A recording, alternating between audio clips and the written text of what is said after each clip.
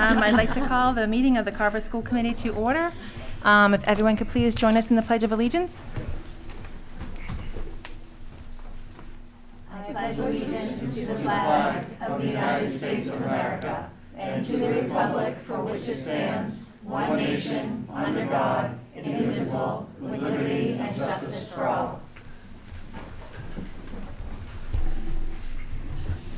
Welcome, everyone. Technology's going to be fun. There it is. Oh.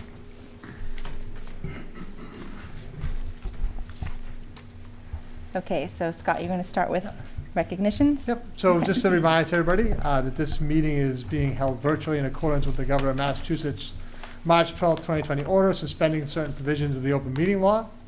The public can also view the meeting on Area 58 and also via Zoom. So we're live in person, we're live on Zoom, and we're live on Area 58, all ways in which people can access the meeting. We do want to start tonight with some recognitions. There's actually 3 different recognitions we'd like to do. First, we'd like to invite up Jody Perowitz and Didi Carrera and Renee Damash if they're here.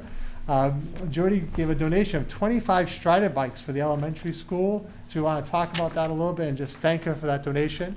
I do have a quick little video I will see of the kids riding the bikes. Great.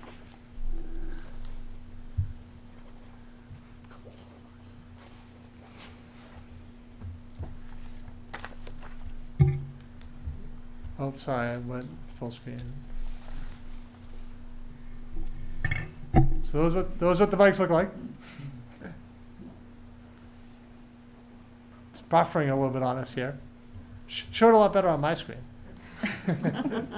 You guys, none of you can see my screen, but it was showing a lot better on my screen.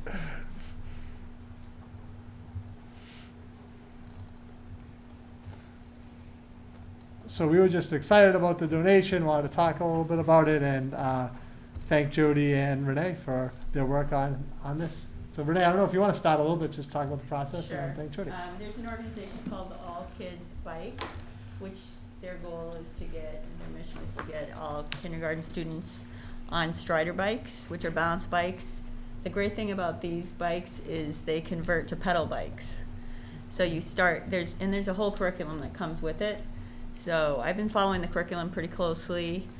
We just had our first group get to pedals, and the very first day after they had done the first parts of the balancing portion, 4 or 5 of them got up and pedaled for the first time on their own. They were super excited. Awesome. What I really loved was watching the ones that are so close and they're just trying and not giving up. So that's just awesome to see. But I had filled out a form on All Kids Bike with the hope of fundraising for it, and then COVID happened and it kind of got pushed to the back burner, and then got an email this summer that Jody was going to fund the program, which is $5,000. And so I went over there and helped when they got the bike delivery. We put the bikes together. She had some other people helping out as well. And go ahead, Jody. Yeah, I mean, I am a firm believer in this program, and honestly, I've had money to fund actually 4 schools, 4 towns for a little over a year now, and I'm still fundraising literally at the moment for more schools, and I've had such a difficult time last year with COVID. Not one school would even agree, or a couple of them wouldn't even call me back. So I was thrilled when I found out that Carver was ready and willing to do it.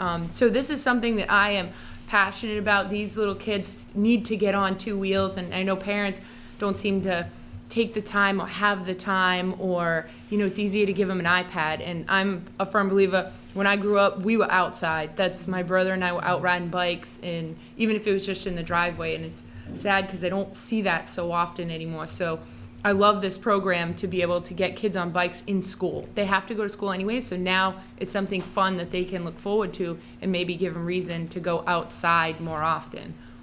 So I'm thrilled, and I love that Renee and I keep in touch, and I can see these videos. She's been sending me a bunch of videos and the progress and how quick they're picking up on it. I really believe in this program, and I think it's awesome that Carver now has it. Yes, so Joey, we'd just like to thank you for making a donation. It's outstanding. It's great for our students, and we just truly appreciate it.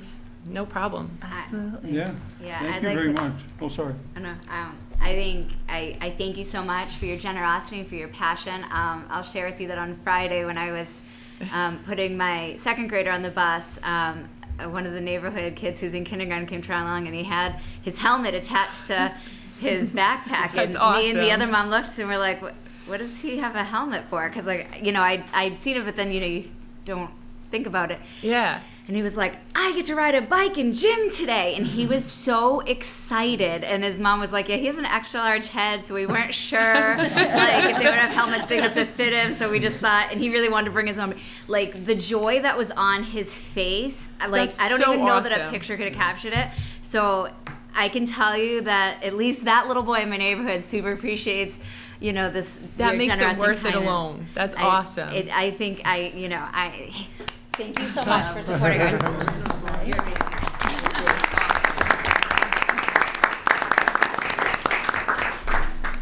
Anybody else? I think it's terrific. Thank you very much. I would have been excited to ride a bike in gym class. Right? The gym teacher was like, "Get out of there with this thing."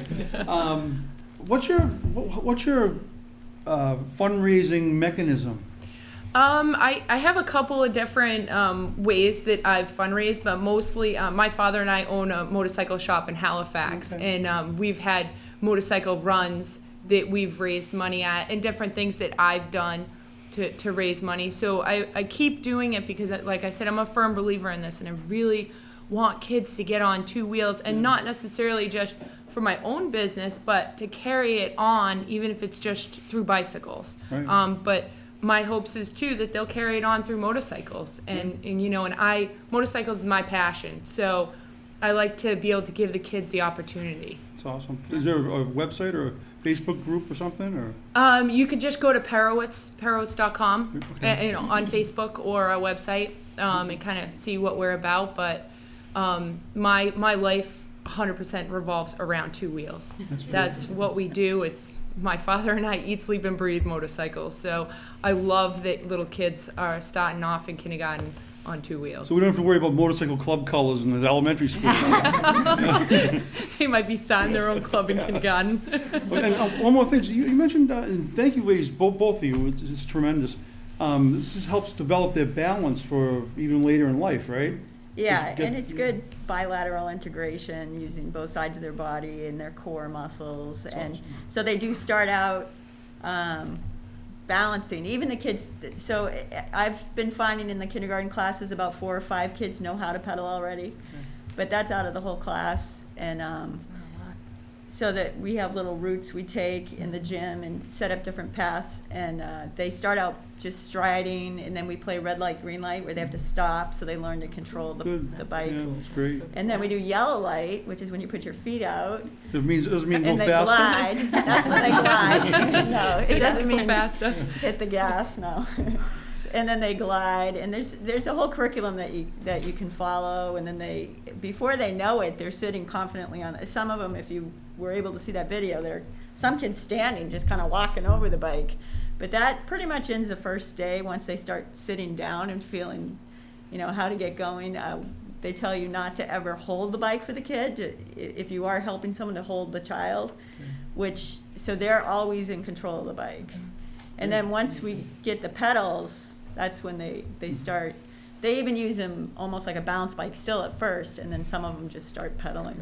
That's terrific. Yeah, it's really fun Yeah. to see. And we're starting to use them with preschoolers now, too. Wow. So That's great. awesome. So And also, we are trying to get a couple of the next size bike for bigger first graders so that we can also use it with first grade. Terrific. Excellent. Thank you. Fantastic. Yeah, Thank you thank both. you All right, so thank you, very Ray. much. Thank you, Jody. It's excellent. Can you take donations of bicycles? Scott would probably take it. Ron? I don't know if you're asking the school committee or Jody. I guess the school committee. I mean, you know, our kids outgrow bikes. You guys take the bikes. Yeah, you should contact me. We always want to discuss We set possible something up. donations. Yeah. So if you just reach out to me, that'd be great. One thing, if I could mention it, is down the road, hopefully we get some bigger bikes bikes even, and do some bike safety stuff with the kids too in the parking lot. But that's, another thing. Yeah, thank you very much. That's a good idea. Thank you. So for our second recognition, we had, unfortunately in Carver, we had a lot of days without power. We missed 3 days of school, and I know depending on who you are in the audience, some people got their power back maybe as early as Thursday, some people maybe not till Sunday. And on that Friday, the third day that we had missed school, we had 2 events that were planned that we decided to go forward with. So we had a lot of staff members who, in theory, it wasn't a school day for them, it wasn't a work day, but they wanted to see those events still go forward. So they volunteered their time, came into school. I just want to recognize those staff members. I didn't invite them all here this evening, but I did write them all a letter. So they'll all be receiving a letter tomorrow of thank you. But I just wanted to mention their names.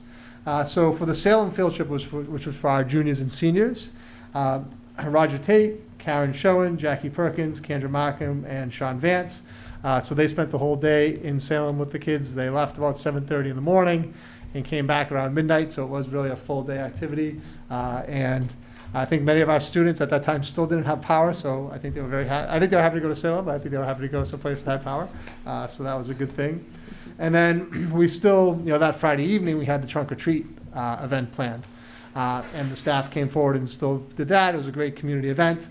So the staff members who participated were Ruby Maestas, Tanya Dawson, Jessica Panella, Morgan Brown, Trish Leatherby, Faith Shanley, Renee Dimash, Erin Shanahan, Kim Doherty, Caitlin Cronin, Kylie Thompson, Nicole Bartlett, Jordan Hardiman, Megan McCoy, Kevin Thompson, Heather Stagnita, Bob Belleville, and Caroline Nichols.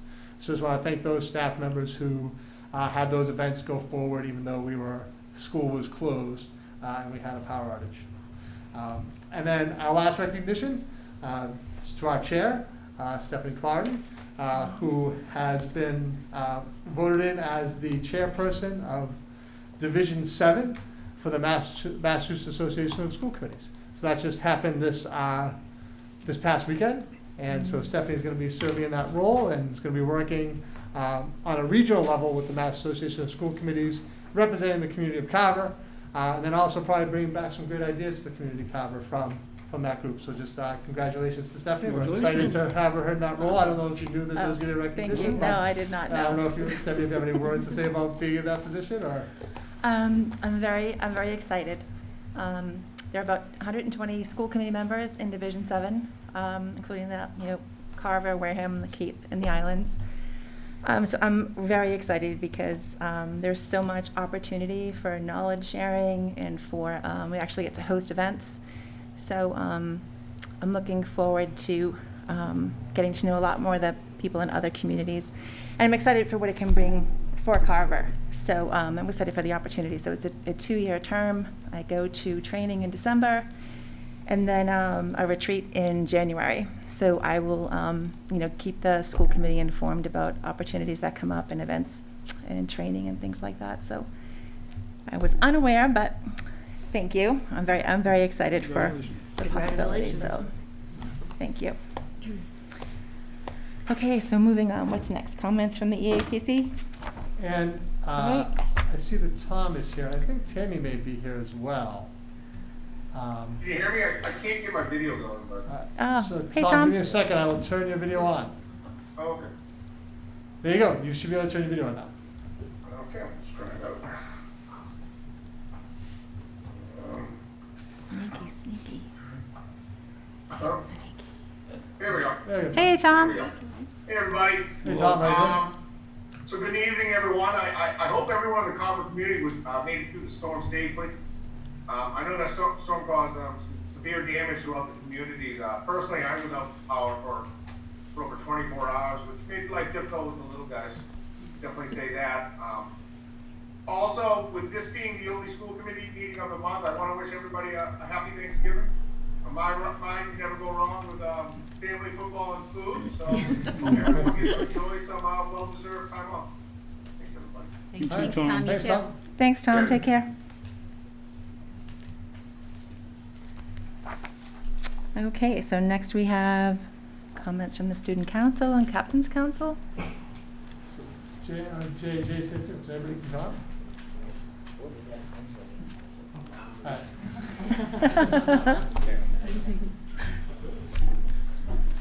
Welcome.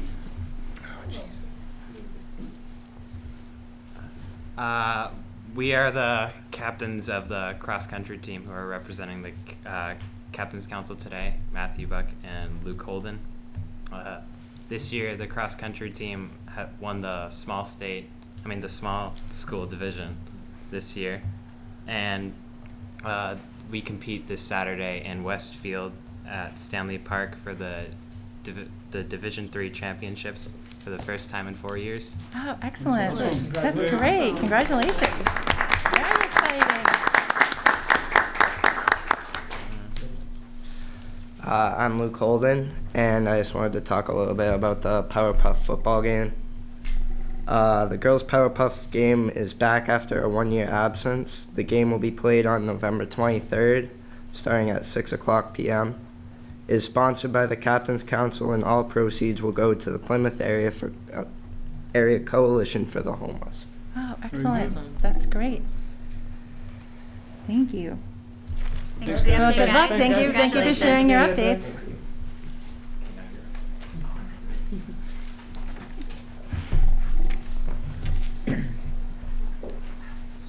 Hello. Hello, Welcome. hi everybody. You know me, but I'm Jay Peters from Student Council. So last month, Student Council, we sponsored a fundraiser for Make-A-Wish throughout the month of October. We raised a grand total of $1,250 through contributions from students and staff at the Middle High School, as well as community businesses. So we'd like to thank Cornerstones, Carver Jewelers, Shaw's, Ambition Nutrition, Anytime Fitness, Magic Air, Jamie's Fine Wine and Spirits, and Dr. Disposal. At the end of the month, which actually turned into November with the storm, we held a spirit event where students and staff were encouraged to dress up and donate $1 or more towards Make-A-Wish. We recognize the students who went all out with prizes of gift cards and candy. This month, we are actually planning a Thanksgiving Pep Rally on the Wednesday, November 24th, which is the half day before Thanksgiving, outside on the football field. This event will be for the high school side of the building with a goal to encourage spirit throughout the student body. The 3 goals we have for the event are to get competitive participation from students and staff, show support for the football team prior to the Thanksgiving game, and try out a new school activity because we have never done an outside pep rally before. Nice. Awesome. Leading up to the pep rally, we are planning Spirit Week for those 3 days, which will entail blackout on Wednesday to match with the pep rally theme. And then we're actually still deciding Monday and Tuesday, but those are soon to come. And then on Friday, we are attending our fall CMASC, which is the Southeastern Massachusetts Association of Student Councils conference. We have not had a CMASC conference since the January of my sophomore year. Crazy, I know. It is being held at Middleborough High School during the day, and there we learn leadership skills throughout the several workshops that are held throughout the day. Finally, looking ahead to next month, we are planning on hosting our annual care packages for the Troops Drive, where we request needed items for soldiers overseas from students and staff who compete to see which homeroom can create the most care packages. In addition, we are planning a Spirit Week the week before Christmas break.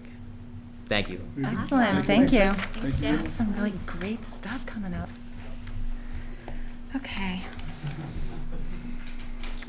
All right, so now it is time for comments from the general public. Someone just chatted that they can only see us. That they can't hear us? It might just be that one panelist, attendee. So, well, this would be the time, so we'll see if anybody can hear us. Yeah, okay. And if you are interested in participating in public comment via Zoom, if you could put your name into the chat now, that would be great. We do have several people from who are attending via Zoom who are saying that they can hear us. I don't know, maybe we'll have to check that, Mike. If you want, I can do a quick check on that, Mike. Yeah, sure. Sure. Please. You want to be able to hear our presenters. Can you hear us out in Zoom? All right, if you just heard Scott, please. Yep, Yep. you did. Okay, great. Scott, I'm Great. on Zoom again. Okay, all right, so I'll give you a second to.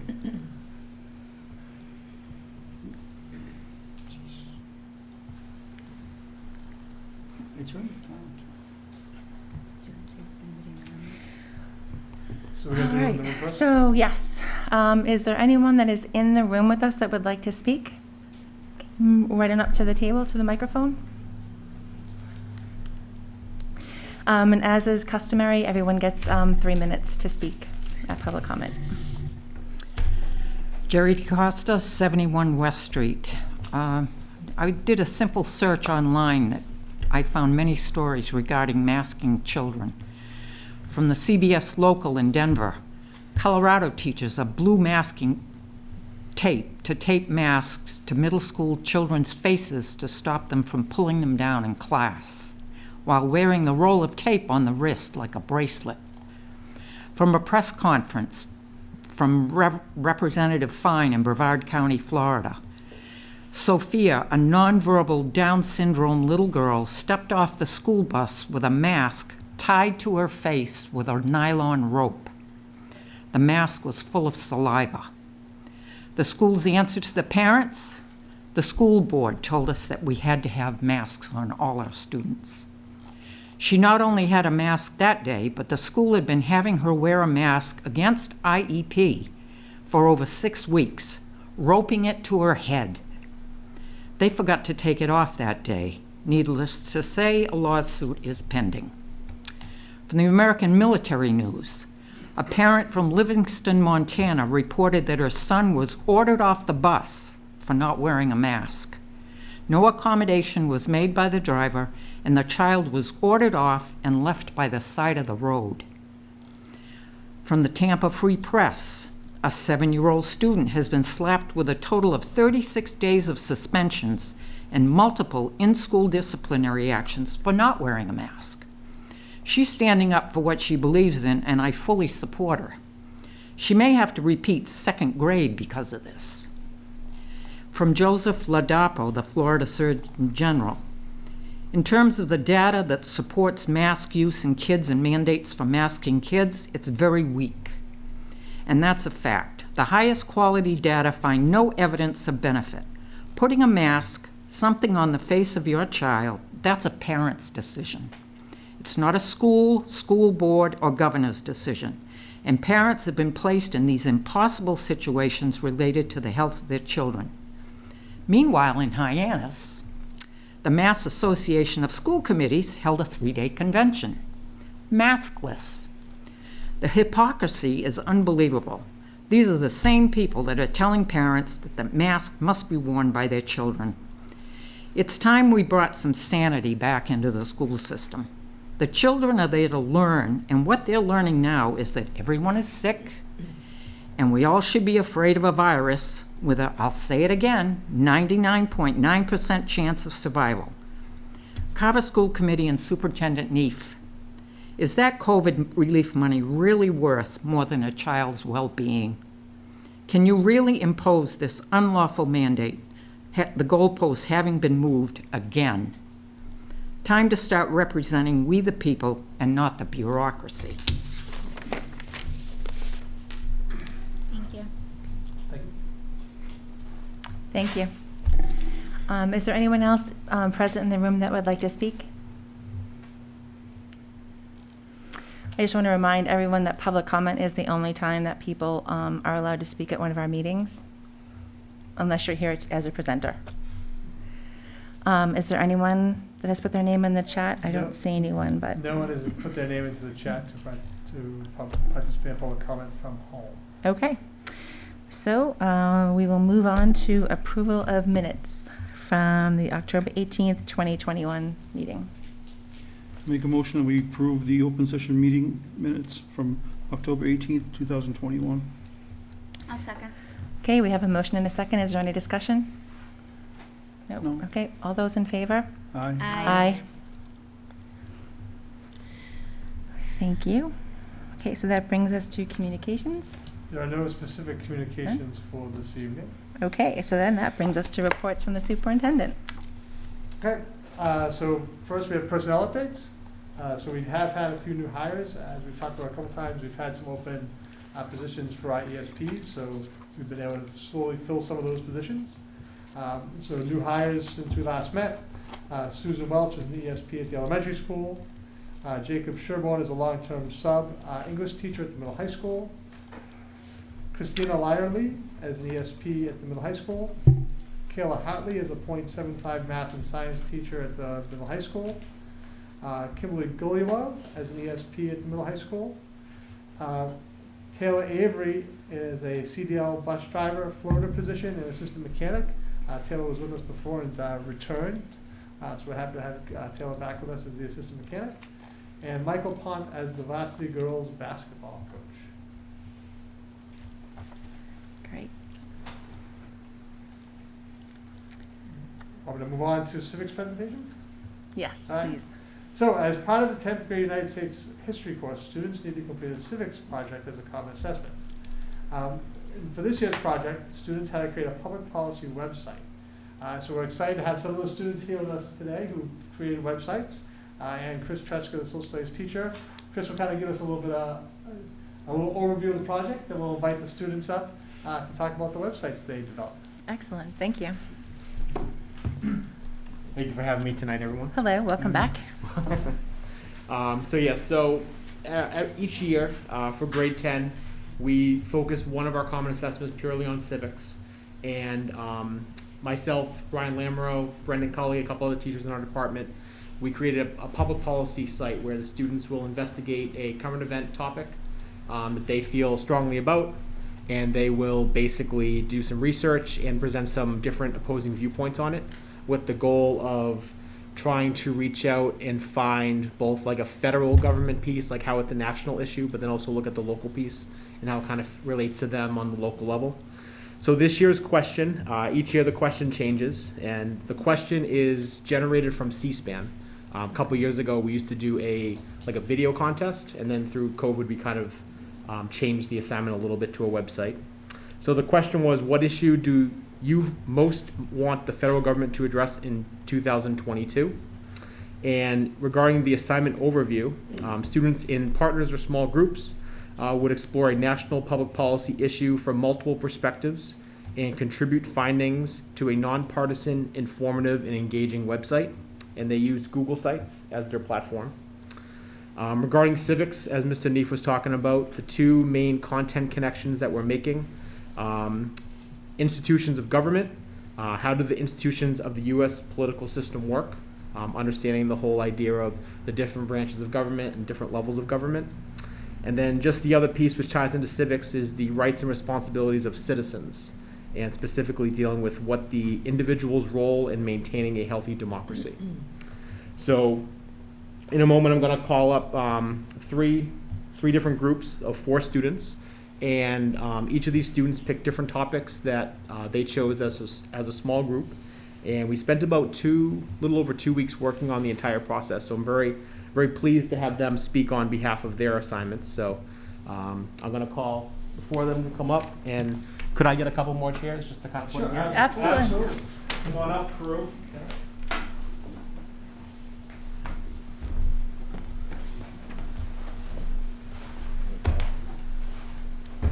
Maybe just kind of go down, kind of 2 turns.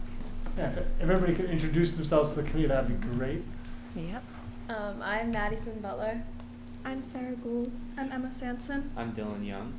And try to speak right into the microphone if you can. You might have to pass it So around. people, a little bit. people on Zoom can hear you. You know, gets it on the Zoom, gets it on Yeah. at home. Yep. And then I actually have each of your 3 websites. So Dylan, I have the Should Police Departments be defunded? Emma and Sarah did Should Public College be tuition free? And Madison did Are Pitbulls too dangerous to have as household pets? So I don't know if you want me to go to any specific one or if you want to do. Whoever wants to go first. All right, Dylan, you're first on this. I'll pull yours up first. All right, so hi, I'm Dylan Young, and for my public policy template, my partner and I chose defunding the police. My partner, Mackenzie Wall, couldn't be here tonight, unfortunately, but I will explain what we did for our project and go through a little bit more in depth. So we chose this topic for 2 reasons. One, because her father, Mike Wall, is the school resource officer at the Carver Middle High School. And secondly, this issue has been a very current topic in the news and media the past year and a half. So our take was that governments should be involved in this topic because the police provide safety for the country, and every town and city is always interacting with the police on a day-to-day basis, no matter what the issue or problem is. Throughout this project, we learned that both sides of the argument have different organizations to support or oppose the defunding of police. We also learned that some cities have taken actions to defund the police, while other cities do not want to defund the police, as they think police are crucial in ensuring safety to all individuals. And then is there anything you want to particularly highlight from your website, or you don't have to? Yeah, no, so basically what we did was we gave a little background information about the topic, and we had pro and con arguments to the topic, and just a few of our sources, our opinions.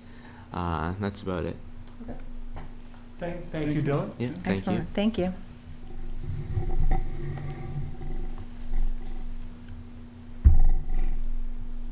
And Emma, sorry, you did, should college be free? Free college tuition? There's some yeses in the audience. Okay, well, hi, I'm Emma Sanson, and we did Should College Tuition Be Free? We chose this topic because we have family members that are in college currently, and we are going to start making college decisions ourselves, whether we want to extend our education or not. So. In terms of how government is involved with tuition and student debt, the federal government gives students both grants and loans, and the receiving college students have to pay back loans. However, grants are considered financial aid, so they don't need to pay those back. I actually learned quite a lot while doing this project. One of the things I learned is that tuition prices only make up about 40% of student loan debt. And even without it, student loan debt would be over $50,000. Personally, I learned the opinions of a lot of people in the government on the topic and why they have the opinions that they do through experience.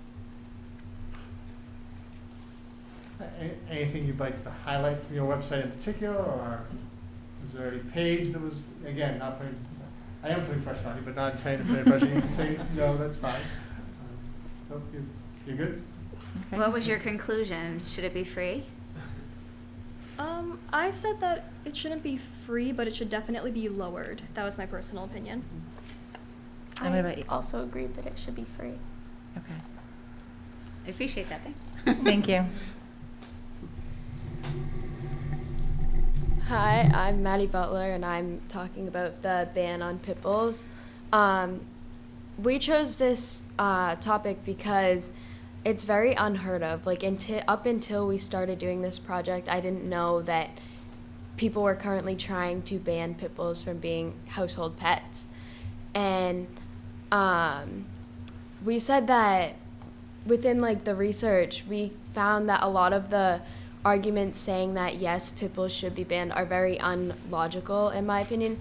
Like, the biggest reason is that they are bred aggressively, or that they are aggressive dogs, but you can't really define a dog as aggressive just because of how it's built. It can be defined as a strong breed of dog, but that doesn't necessarily make it aggressive 100% of the time. And that is why we, as a group, all agreed that Pitbulls should not be banned because of their aggressive build, or strong build. Okay. Thank you all for taking the time for being here tonight and sharing the work that you did. You know, I think this is an outstanding project in terms of having you think about contemporary issues that are facing all of us. And from defunding the police to free college tuition to Pitbulls. You know, it's a wide range of topics, Mm-hmm. but those are all issues and challenges that we face.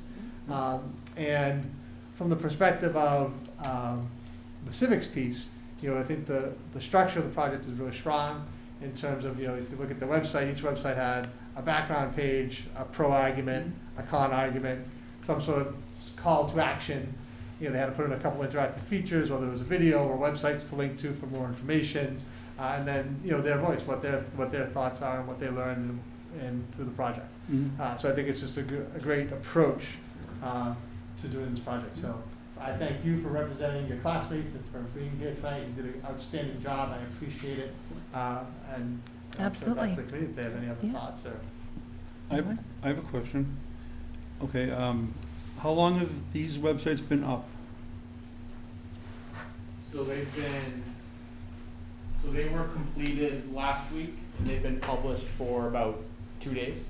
Oh, 2 days. So anyone who has access to the link can view it publicly. I was going to ask you about traffic going to the sites. Have you had much traffic going to the sites? Is it mostly your fellow students? Yeah, so right now, the only real people that would have access to the websites would be anyone within the class, teachers in our department, and then the school committee. Okay. We haven't really, it wasn't even published in Carver Chronicles yet. Are they going to stay up for a little while? So we have, besides between myself and Ms. Lammer, we have about 20 websites that have been made. So I'm going to talk to him and try to get those kind of at least posted on Carver Chronicles. Good. For the community to see, because I would say between the 3 to 4 different classes that we used in them in, there was at least 15 different topics that were chosen, and this is just 3 of about 10 that I've had at least. Yeah, that'd be interesting to see all of them. I think the big thing that I really enjoyed about the project is like that call to action piece where the kids really research, what's currently being done at the local and the federal level to be engaged in the topic, and then just how them as individuals and young learners can really be engaged as well, which I really find value in as well. Yeah, this is excellent. Yeah, thank you very much. This is great. Thank you. Thank you for coming to speak to us.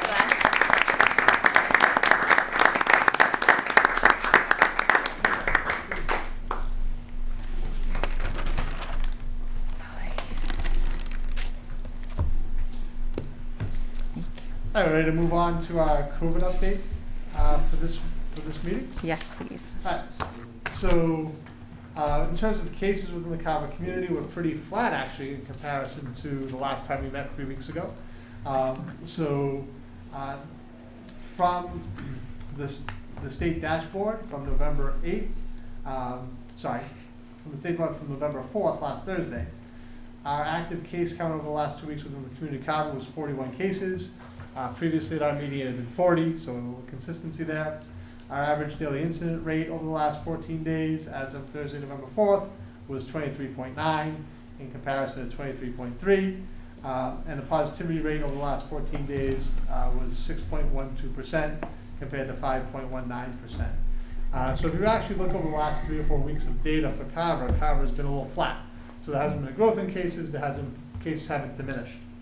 The good news is that on Friday, November 5th, the Carver Board of Health reported that there were 16 active cases in Carver in 11 homes, and 14 total new cases for the week of Friday, October 29th through Thursday, November 4th. So if you look at that 14 cases compared to the total for 41 over that 2-week period, at least the last week was down a little bit.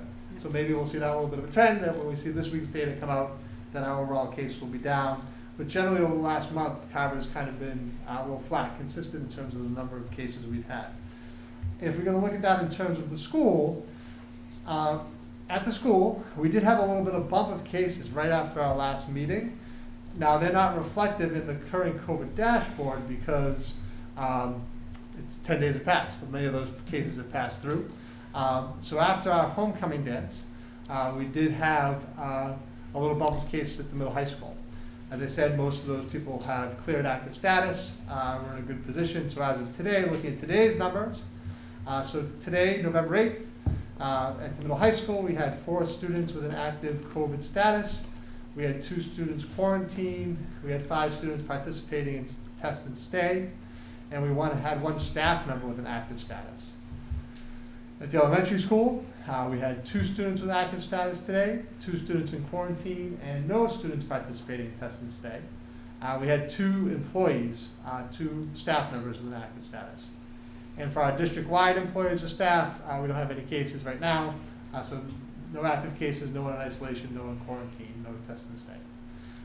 So our numbers as of today within the school system were pretty good actually, in comparison to where we were a couple weeks ago. So those are kind of the updates in terms of the numbers. It's really consistent with actually where the state's been. So when you look at the state data, it's actually been a little flat over the last 3 or 4 weeks. So as we've seen throughout this whole pandemic, we tend to be, our cases in Carver tend to be consistent with those in the area around us in terms of what's happening in terms of the numbers. Since we last met, the commissioner has announced, so on Tuesday, October 26th, Commissioner Riley announced that he has extended the current mask requirements through January 15th of 2022. So the mask requirements are in place until that time. As part of that same announcement on October 26th, the commissioner also sent out a letter to school districts advocating for them to begin holding vaccine clinics for the 5 to 11 population. Because at the same time, so since we met, a lot of things have happened. We've had the commissioner extend the mask mandate till January. The COVID vaccine has come online for those between the ages of 5 and 11. So I know in August, as a committee, we had a discussion about holding a vaccine clinic for our high school students, or our students 12 and up. We had held one in June. The commissioner is advocating strongly that schools work with either state agencies or your local EMS to host a clinic for students ages 5 to 11. So I know in August when we brought this to the committee, it was kind of a split feelings. Well, it was mixed on the committee about whether or not we would host a clinic and work in conjunction with EMS or state officials to host a clinic. So I want to bring that discussion back to the committee to get their sense of what they'd like to do in terms of the district moving forward. If we were to host a clinic, it would be after school hours. It would not, obviously not be mandatory in any way, shape, or form. It would be totally 100% parent choice. The goal of hosting a clinic would just be increasing access for students and the ability to get vaccinated. But since I wanted to bring it before the committee, before we made any kind of decisions about moving forward. So I haven't taken any steps to plan hosting a clinic. So I'd have to reach out to town EMS to see if they're going to have access to the vaccine, or I'd have to contact state officials who are also helping school districts. But that was part of the commissioner's announcement, was that advocacy that schools host clinics. So before I took any action on that, I wanted to bring that to the committee for your thoughts. So any questions on COVID-19 numbers, the extension of the mask mandate, or thoughts on hosting a clinic for ages 5 to 11 after school hours, not mandatory, 100% voluntary? Anyone? That's a lot. It is a lot. I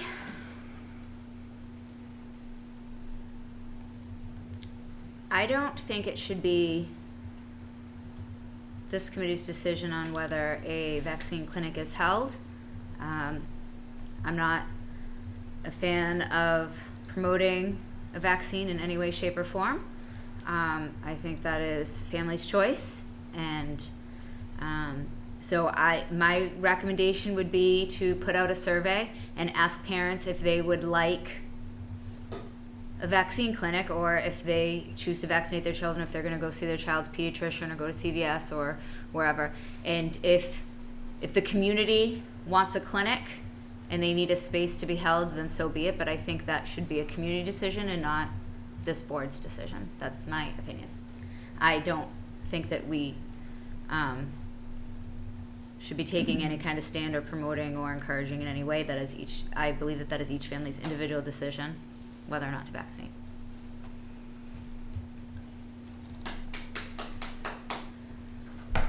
Anyone else? Yeah, I personally feel that at this stage, while it is every family's choice and decision to vaccinate, the resources are limited in this area.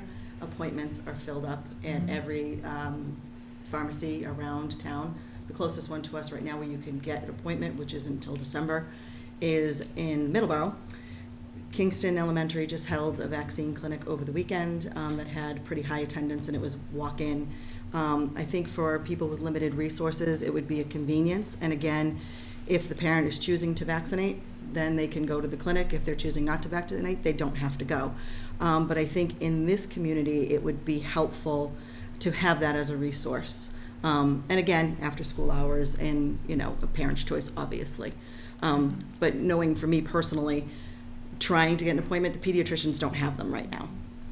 And the pharmacies do, but the closest area right now is Brockton, where you can go to make an appointment. So I think it would be helpful for families who do choose to do that to have a clinic here. Okay. Anyone else? Colleen? Yeah, so I am frustrated with I feel like the extending of the current mask requirements coincides with vaccination and vaccination push and vaccination rates. So that's frustrating to me because I've always said, you know, if we can keep an eye on our numbers, say they flattened out at 0 for a couple months, that could very well happen before January 15th. Not saying it's going to, but I think the piece of the requirements that I'm frustrated with is I feel like the mask coincides with vaccinations. I'm actually conflicted with having a vaccination clinics because there's nothing that says we have to do it, and it's just strongly encouraged again.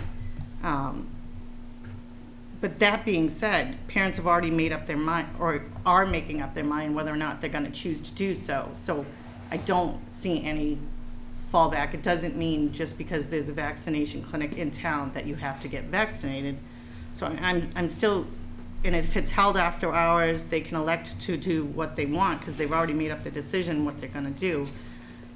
But so given my conflicting views on it, I would encourage a survey to see how the community felt on it. In conjunction with Colleen and Jen, I do feel honestly that this should be a decision of the Department of Public Health or our Board of Health in town. I don't understand why this falls onto the school committee. Yeah, it shouldn't be our decision. It doesn't seem to be part of our purview, and none of us are experts on vaccinations. It really should be a Board of Health decision. Right, and Scott's letter that was included from DESE, you know, what form does this look like? Do we have, are we partnering with the Board of Health, or are we looking for a local provider, or are we having the school nurse, or is it a mobile truck that's coming around? I have not taken any steps. Yeah. And the reason why I brought it to the committee is I wanted to acknowledge that when we did host clinics at the middle high school this spring, for residents of Carver first. So I think we had 2 clinics for the residents of Carver, not school age because the vaccine wasn't available for school age kids at that time. And then in coordination with EMS, we had one with school age. And I think there were some concerns at that time from members of the board about us hosting a clinic in our school system. So I felt like you know, I feel like I do have the authority as the superintendent to work with the Board of Health and offer a clinic, but I also feel since the board had concerns about that in the past, that it made sense to get some feedback from the board before making a decision to go forward with anybody to host a clinic. So I've taken no action. Right. You know, my first step would be to reach out to Carver EMS. So if the feeling from whether your charge to me is to get a survey and see if, you know, and I don't know if the survey is, hey, do we have 100 parents who say, yeah, we want to participate in a vaccine clinic? So then I call EMS and see if we can set one up for the Carver Public Schools, because I had whatever the number is. You know, I think last time when we did this for students, we had 40 doses available. So maybe I could reach out to EMS and see how many doses could you get. And if he says he can get 50 doses, and I put a survey out, and I have 50 parents who say they have interest, is that, you know, then to move forward with that? Well, yeah, because to speak to Kelly's point, and I haven't done the full research, but if it is difficult, and this would make it easier for the parents who want to do it, I mean, I'm not opposed to that. No. So I would go first to EMS, and then my second step would be, I know that several school districts have used what they're calling the Vax Bus, which is from, I believe, through the Department of Public Health. Where they're sending out a bus with some nurses, with some staff to do the vaccinations.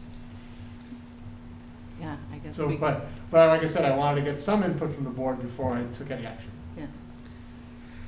I think making it easier for parents who choose to do that, I don't see a problem with that. I still don't understand why it's our decision, but I don't see a problem with that. I think it would be convenient for those people who don't have resources to drive all the way to Brockton at this point if they want to vaccinate their child. Because I have been doing the research, actually. Mm-hmm. That's a good point. Yeah. Andy? Thank you. Mm-hmm. I'll tell you why it falls to us. Because we have a Department of Early and Secondary Education and a commissioner that has overstepped their bounds and put a mandate out to the school districts that they have no right, no authority to put out to them. In Mass General Law, they have no authority in people's health, in students' health. All right, so we shouldn't be involved in this at all. All right, we shouldn't be involved in health issues at all. All right, I understand what you're saying about, making things more convenient for people who might have to go to, Brockton, might not have a problem with transportation, but that's not our role. So, Brockton's 3 towns away. Middleborough's 1 town away. So I would be completely against another vaccine clinic.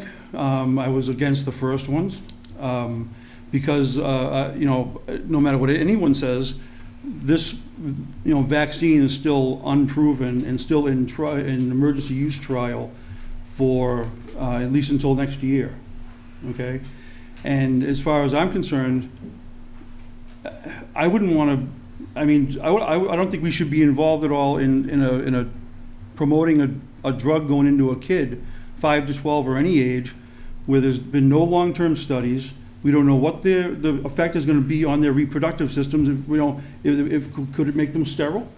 We know it was causing miscarriages in pregnant women. So as far as I'm concerned, I don't think we should have any of this stuff going on. I don't think we should have a survey. I think we should just say, if you want to get your child vaccinated, that's your decision. Go see your doctor. That's the way I look at it. I would be a no against. I'd be a no for everything. And as for the mask mandates, like I said, I don't think we should be still having masks on our kids in the school. Like I said, there are people on Instagram, the convention Stephanie was at, with the commissioner and most of the people there without masks on. And they're making the kids, there's pictures of them, and there's, they're forcing the kids across the state to go to school all day with masks on. They're at a convention, and they can't even wear a mask, and they're all right next to each other. This is hypocrisy at the highest level. And we just say, well, we can't do anything about it. Yeah, we can do something about it. It's like, so we could vote to say we're not doing it anymore. But that's, I still feel that way, but because, they don't have the authority to do what they're doing. And if we give in and say, oh yeah, well, we'll just let them do it. This just sets up more and more behavior like this going down the line. So the commissioner and DESE are usurping power they don't have. And it's sad. It's a disgrace, really. But it's just my thoughts, So it's I would be a no for all of that stuff, and I don't think we should go ahead with any vaccine clinics at all again. Like I said, let people make their own decision. If you want to get it, you're free to get it. Get it if you want to get it. I'm not against vaccines. Get it if you want. But if I was a parent that had a young child, I don't understand why people are lining up to put something in their child's body. They don't know what's going to happen with it. But anyway, that's enough for me. Alrighty then. I'm going to say some of my personal opinion because it's technology that's existed for over 20 years. So regardless, it's experimental. We've never had an mRNA vaccine that has ever worked. Sorry. I'm sorry. I didn't interrupt you. Sorry, you're right. I wanted to several times. Believe me, because fine. you know how I feel about this. And to me, this issue is about equity and it's about access. Carver is a very fortunate community. Even though I would not say that we are wealthy, we are very fortunate that we are a one-to-one device community. We are very fortunate that we have a new school and a new sports complex, and that we're able to replace our buses as often as we are. We are very, very fortunate. So I can see the need for this type of, authority, because there are several districts throughout the Commonwealth that do not have the access that we do. And I personally have been doing research. It is very difficult to get an appointment. My pediatrician does not offer them at all, so they referred me to the Vax Finder, and most of them are during the school day. So then it's, do I want to have my son miss school so he can get the vaccine? And to me, where they miss so much school due to COVID, I don't want him to miss a single day if he doesn't have to. So to me, I get that it can be frustrating, especially if this is something that you don't believe in, but it's an equal access issue because there are other communities that don't have the same access that we're afforded. I mean, Carver doesn't even have, GATRA, not really public transportation. So I mean, there are pluses and minuses and different benefits different issues that each community struggles with. So to me, this is just something that our district or maybe our town could do just to try to make access easier for families. So, and it is a very personal decision, and I'm not stating that because I'm for having a clinic and because I'm for vaccinating my child, that I'm for everyone vaccinating their children or themselves, because that is a very personal decision that every person has the right to make. So I do not believe that I have the right to tell anyone what to do, because that is everyone's individual personal decision. So to me, again, it's just access and equity. And I understand this is, this has been a very trying, I don't know, how many months are we into this now?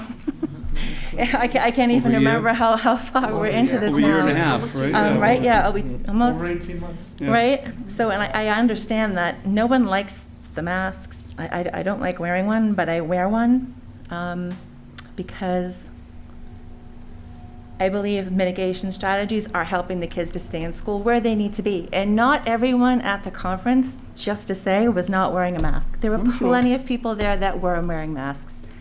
And I also know a lot of people that were there are fully vaccinated and have gotten their booster, as have I. I still chose to wear a mask because it's my personal decision and I felt more comfortable wearing a mask. So with that, clearly we're divided on this issue. Would you want a motion or any other direction from us other than our input to, because I know that you have the authority yourself to move ahead with the vaccine clinic. I mean, certainly someone could make a motion. I'm not necessarily looking for a motion. I feel like from the sense here that maybe doing a survey and seeing parents if parents were interested. And if we have if we have parents who are interested in doing it, then setting it up, and it's after school hours, and it's voluntary, and it's just another place, creates the opportunity for people to get the vaccine if they choose to do it. Right, there's nothing here that's a mandate. There's nothing here that's a requirement. It's just another site, another place for people to go and get the vaccine. And I think the other thing I did want to point out is that the letter that the commissioner sent on October 26th was actually a joint letter with the Department of Public Health. So it was the Department of Public Health also reaching out to school districts to say, we would appreciate it if you host vaccine clinics, because that's going to help get the vaccine out. And so obviously the Department of Public Health is advocating the vaccine. I will just say that in that letter there was also a lot about them wanting us to advertise and encourage, and that's the piece that I'm completely not for. I'm okay with, for ease of access, whatever. That's why I said do a survey, and I think it should be made abundantly clear that there is no requirement. This is not a mandate. We just want to know, would you be interested in us hosting one to make it easier for you to get access if that is your choice? Because there are people in town that don't have reliable transportation or means to get around, and if that is something that family is choosing for them, I don't necessarily I don't think it's. I respect your position, Andy, but I don't think it's harmful to make it easier for them. But I don't think we as a board should be taking any position on it as to whether somebody should or should not. And so that was where that piece of it was coming from, because in that letter there was definitely. There definitely the letter that we received definitely was a point of advocacy that the school committee and the school district should be advocating for the vaccine and making it accessible to students and hosting clinics where and when they can. 100%, that was the total. Yep. I don't know why they're not doing it, like you said, through the Department of Public Health. I mean, why are they using school departments and all these, every town to do this? Because I agree with you. You see a statement or a notice come out from the schools saying, oh, well, you know, someone could take that as, well, I better get my kid vaccinated. They want us to get everyone vaccinated. You know, they're pushing a vaccination clinic. You know, so I don't think the schools, that's another reason why I don't think the schools should be doing it. It should be maybe the Department of Public Health through the EMS or using the fire station or the police station, have a walk-in if you want to have a clinic there, great. Like I said, the bottom line to me is that they don't have the power to mandate anything with people's health at all, and like I said, This is not a mandate. It's not. it's not a mandate, but We have to be clear. So we are getting it's not a involved mandate. in vaccination clinics and people's health, and, you know, it's just, I don't remember this happening before. Really, our involvement would be using one of our buildings, whether it be the elementary school or the middle high school. Like I said, if I reach out to EMS, it's going to be EMS that's going to be doing the clinic, or if the state comes in and does it. And promoting it.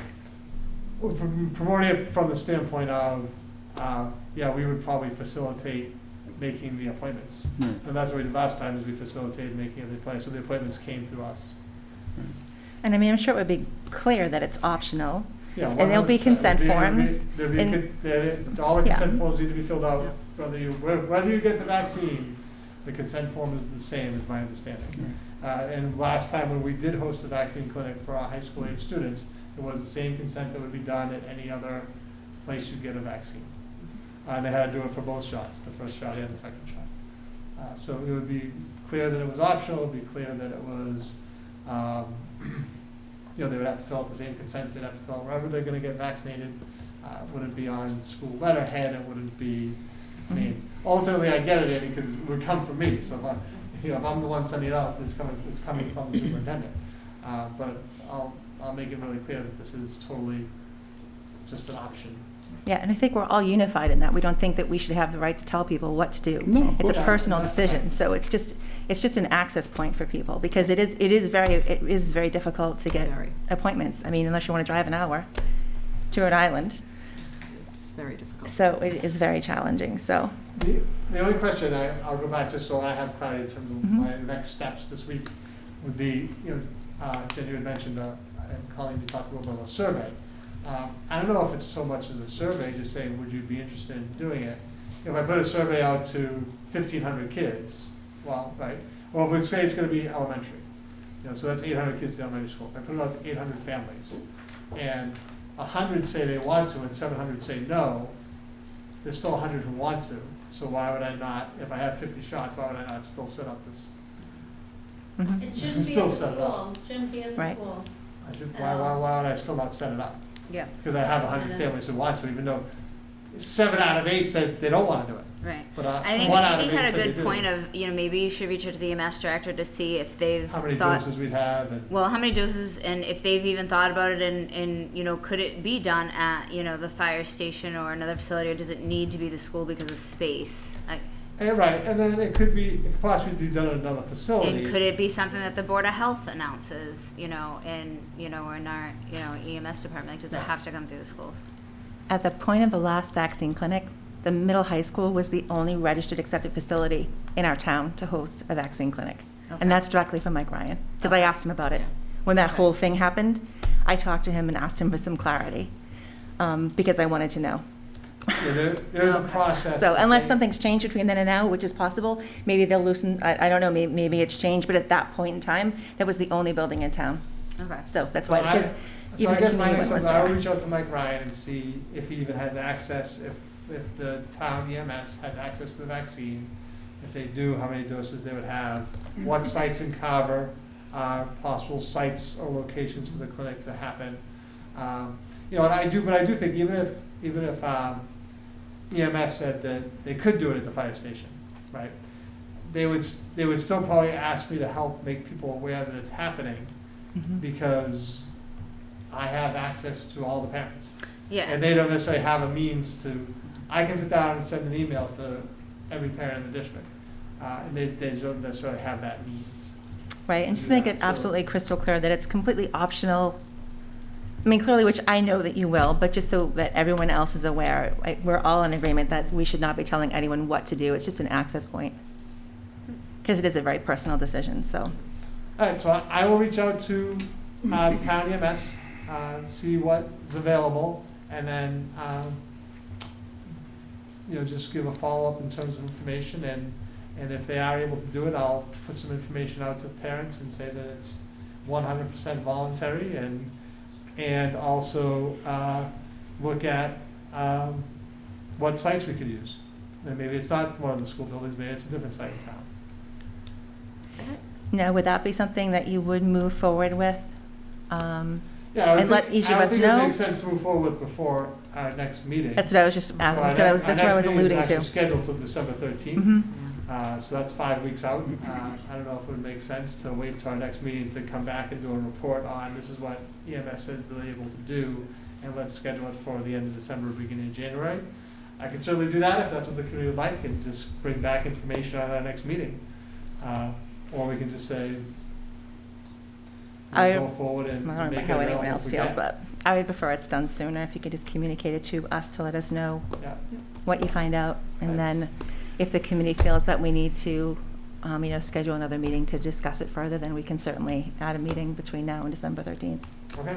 Is everyone okay with that? Yeah, I mean, I don't feel like this should be even purview of the school committee, so I don't see why it needs to come back to another meeting. All right. I have one further question on COVID, just on the mask. We had any response from the commissioner on our letter? No, we have not, the school district, to my knowledge, has not received a response from the commission. What's on the that, letter three- we've Yeah, two the and a half response months? is January 15th. Yeah. And So- pending. Yeah. So we haven't received any data or any information from the letter. You that mean we like, sent. he hasn't given us his sources on the mask? On using the mask, mandating the masks No. for the science? It's buried somewhere on the Yeah. desk. All right. But one more question. So if it's difficult to get these vaccines, what makes us think that the EMS can get their hands on? Well, in the earlier rounds, they were making vaccines available, shots available, so many doses to local communities. With the older children? Yes, and with the adult population. Oh, okay. So, it just became another site in which people could sign up for the vaccine, except it wasn't, especially for the students, it wasn't a public site. So the only people who got information about that clinic or that access at that time were students of the Carver Public Schools. So it wasn't, I mean, I don't know, I think the Board of Health may have done it to the whole Carver community as well. But you couldn't get an appointment if you lived in Brockton. You couldn't come to that clinic and get a dose. So it was geared towards local access. I don't know if they're doing that same with this rollout. I honestly don't know because I haven't asked yet. So we'll find out if they're doing that same type of rollout where local EMS is getting access to so many doses to distribute. So it's possible that he might say, I don't have any access. Right. I mean, if the pediatricians don't have it. Right. So that's a possibility. Well, some are choosing not to offer it because the demand is so high they can't take it on. Yeah.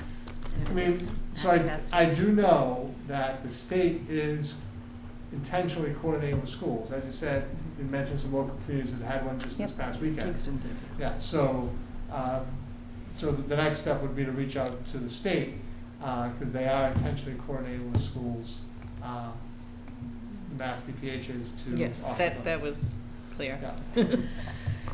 But I will start with town EMS. Anything else on COVID updates for tonight? Anybody else? Alrighty then. Let's hear about English. Mr. Yule. Patiently waiting. So each month, we've been hearing from the department chair at the middle high school, kind of overview on the curriculum of specific subject areas. Tonight we're excited to have Bob Yule here with us today. He's going to give us an overview of the English curriculum, grades 6 through 12. So welcome to Bob, and just give me a second. Yes, welcome. Back up and Thank you for coming. Thank you for having me. Forgive me, my phone is doing this weird buzzing thing lately, but I just need it for my timer, just so I don't take an hour and a half to do this. You'll all be thankful for it.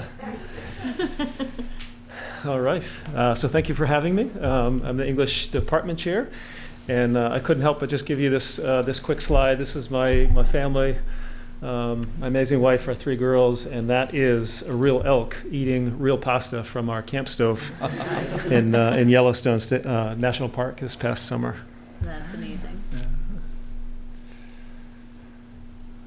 All right, so obviously I'm here to give you an overview of the English curriculum. As you know, we run from 6 to 12, and so I'll try to give you kind of the full scope of that curriculum from 6 to 12 in a couple of different ways. Walk you through just some real big picture slides like this, which I'm sure you've seen before. I'll walk you through our core texts from 6 to 12, and I'll try to drill down into one very specific reading standard to try to give you an idea of what that looks like, again, 6 to 12, although to speed things up, I'll skip around a little bit. Okay, so we've got our core courses that are guided by the MASS frameworks. We have AP courses that are guided by the materials put out by the College Board. And then, of course, we've got elective courses that are developed in-house, all kind of under the umbrella of our 21st century learning expectations. Just a real quick glimpse at 2 or 3 pieces here of a departmental core values and beliefs. We have a school-wide set of core values and beliefs that express who we are as a middle high school.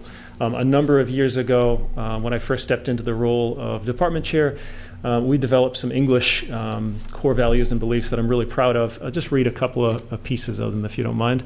The underlined piece there: we believe in preparing our students for life. The study of language is indispensable to students' success as communicators, regardless of their future professions. I would love to comment on each one of those, but I will resist. There we go. Next piece at the bottom there.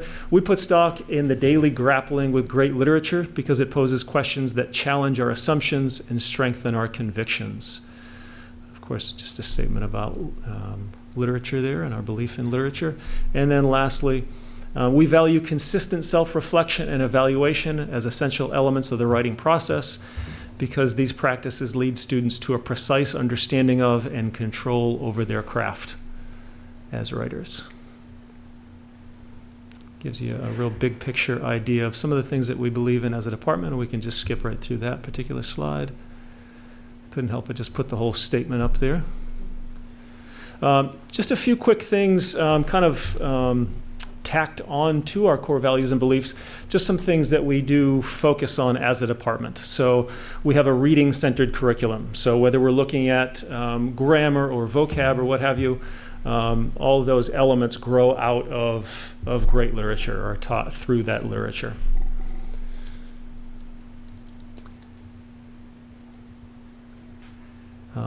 Process. We believe in process.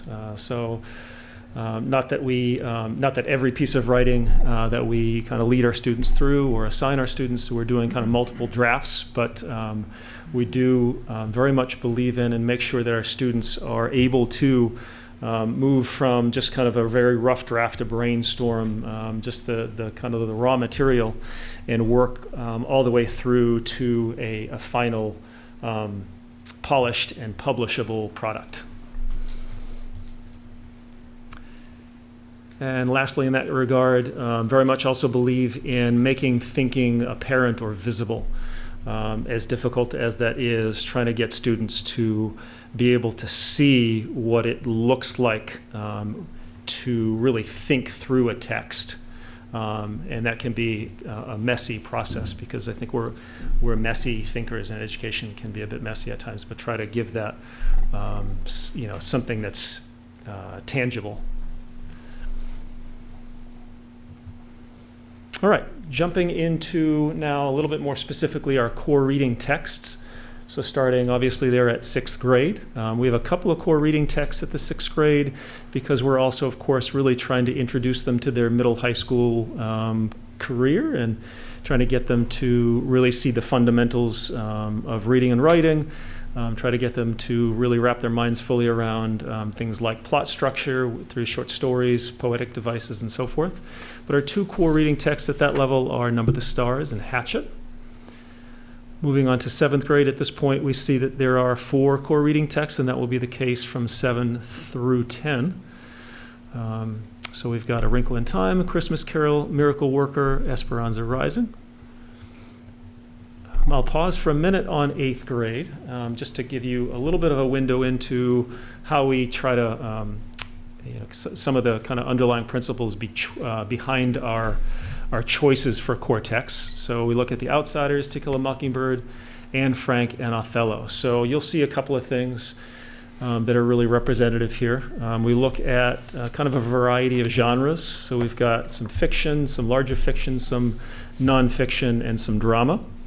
And we have a variety of reading levels represented.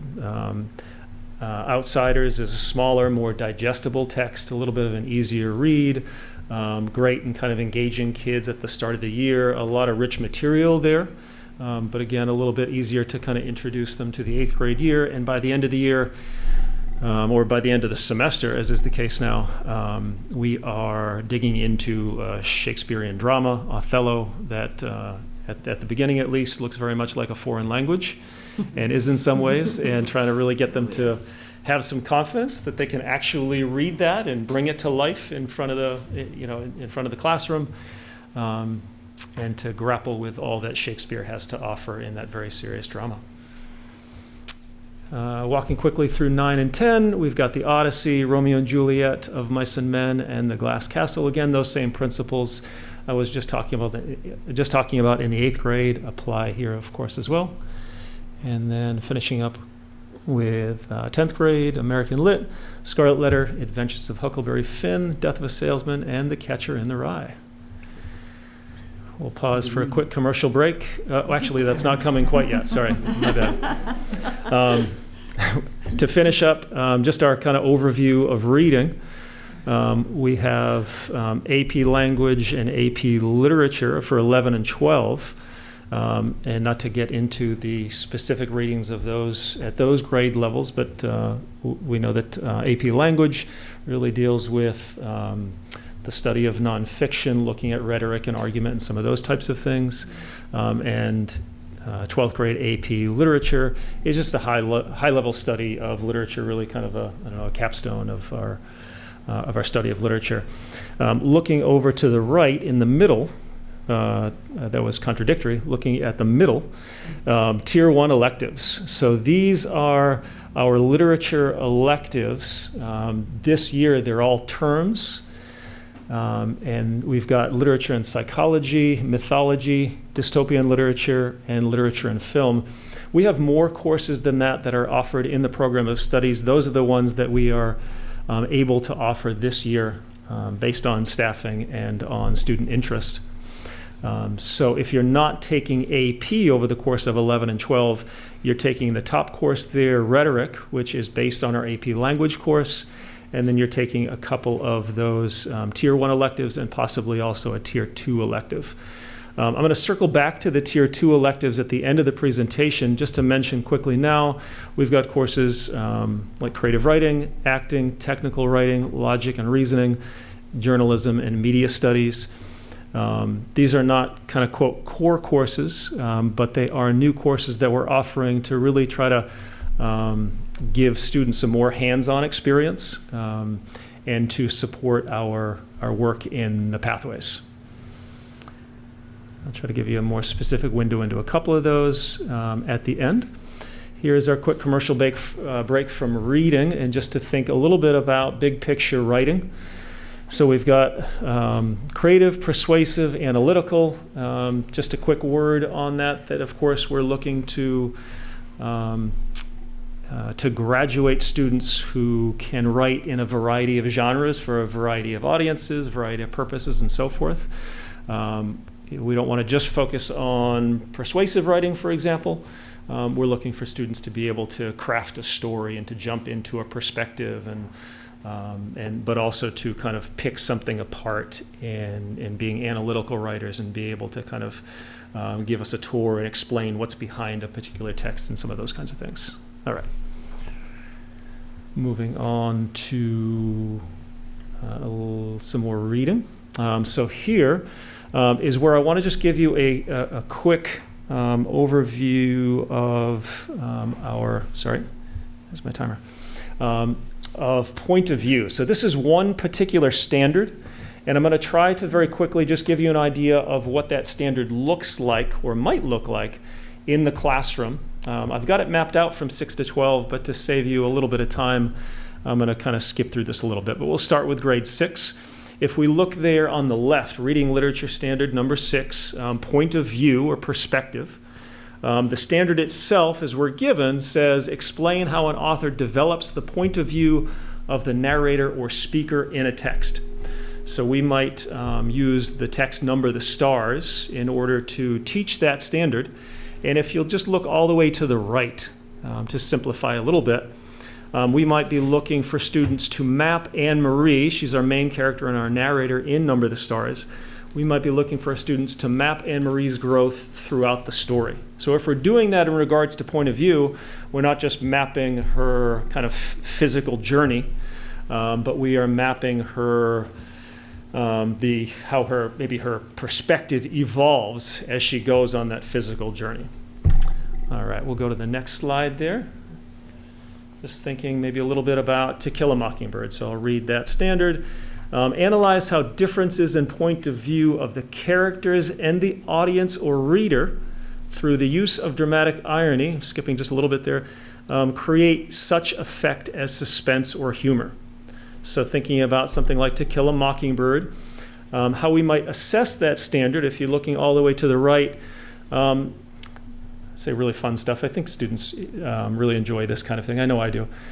So asking them to, for example, take a scene that we get told through, kind of filtered through the perspective of our narrator, Scout, who is this young girl, and say, okay, so this her brother, Jem, for example, is also in that scene.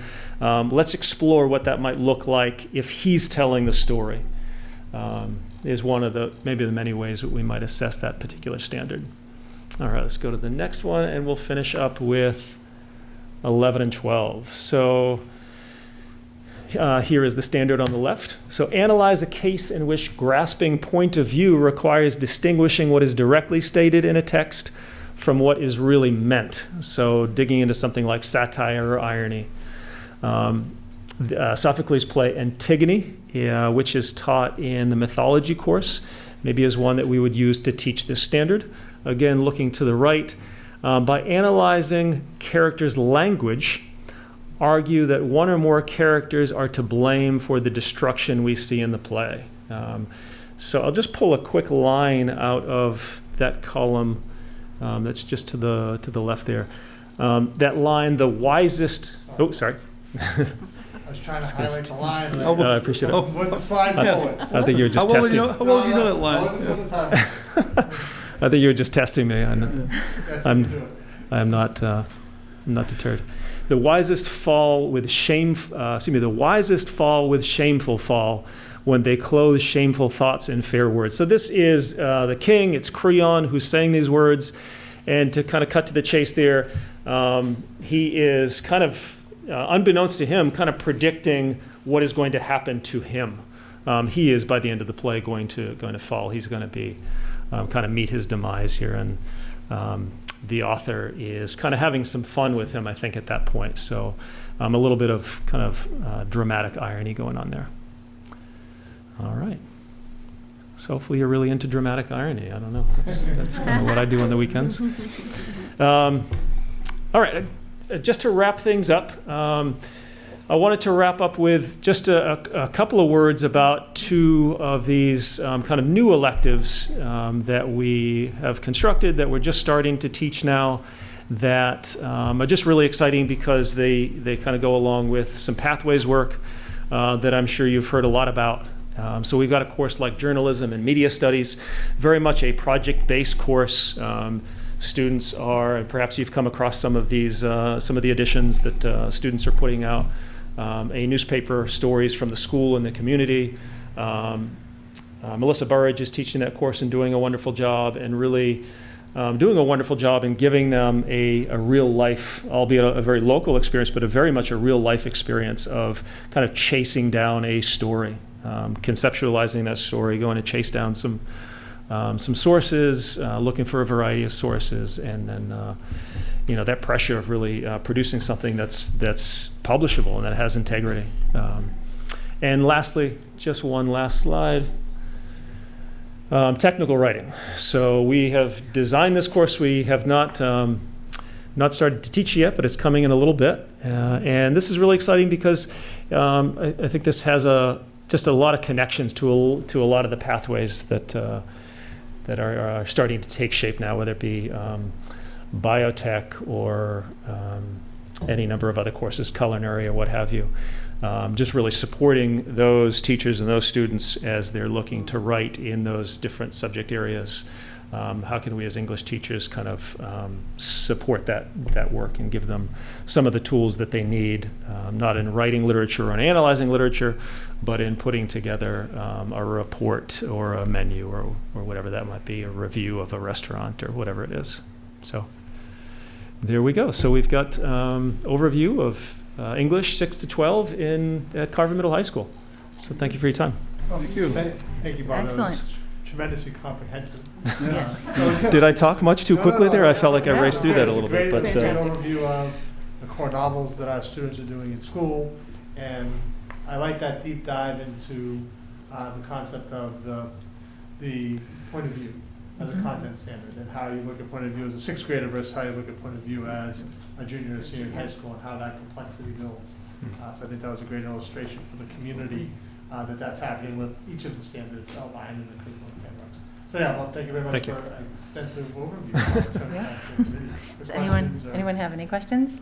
Just a quick question. So I was a technical writer in a former life for quite a while, and it kind of goes along hand in hand with instructional design. Is there any plans to look at instructional design? Instructional design. So like developing courses for e-learning, things like that. Like I know that it's kind of it's partly writing, but it's also partly computer stuff. So I didn't know if that was something that was like on the radar.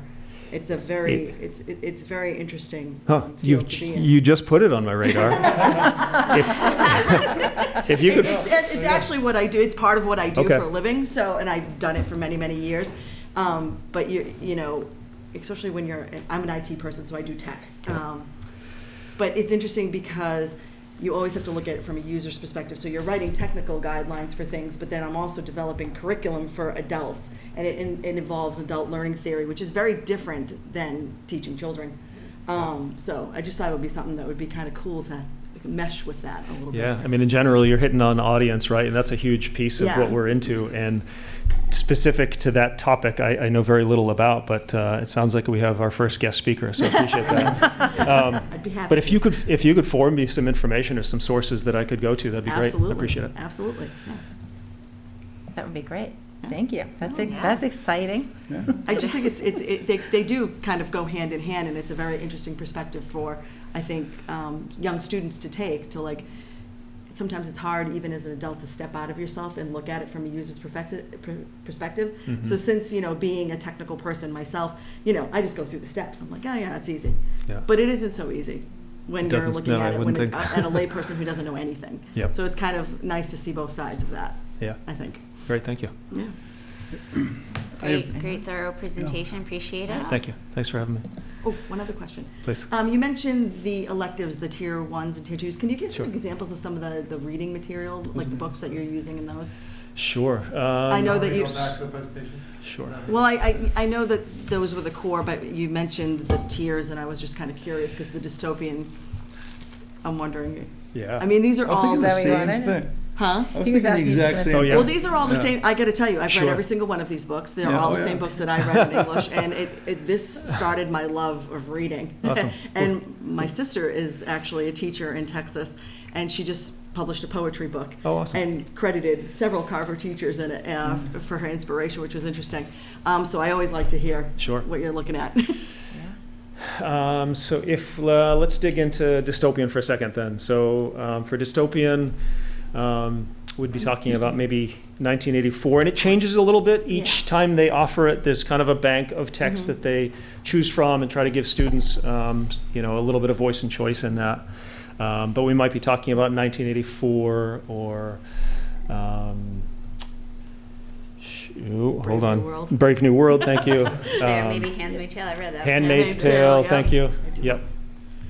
And there are a couple of others that they might draw from as well. And I was really pleased to see the glass house on there. Great. I know it's Yeah. controversial and there are parents who disagree, but I think, especially for young people, it's very good to see a perspective of a person who is not so, I don't want to say privileged, but doesn't have as many opportunities Yeah. in life as they do. Yeah, I there's think a lot it's going. an excellent book, and I think. Put it on your spot, but I know this is a course you've taught many times, lit and film. Yeah. Mm. It's been a while, Yeah, but it's been a while. yeah. So, lit and film, we might look at The Great Gatsby, we might look at Streetcar Named Desire, any number of other Yep. texts, of course, that Awesome. are adaptations, yeah. Thank you very much, thanks. appreciate it. I had something real quick. Sure. Well, actually, for a suggestion for your lit and film, there's a movie with Andy. Oh my God!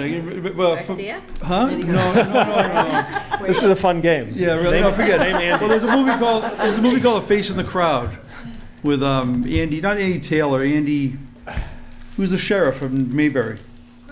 Oh, Griffin, yeah. yeah, Andy Griffin. Griffiths, yeah. And I had never seen it before. He plays a kind of a sketchy character, Yeah. but it actually shows how even back in the 50s, the manipulation through the press of a person who just becomes a celebrity can control people. Huh. And now he's like advisor to the president. Yeah. You know, like, so that might be a suggestion for that Huh. for that class. But check it out first. Yeah. It's a classic. Give me the name of it again, if you would. A Face in the Crowd. A Face in the Crowd, okay. Yeah.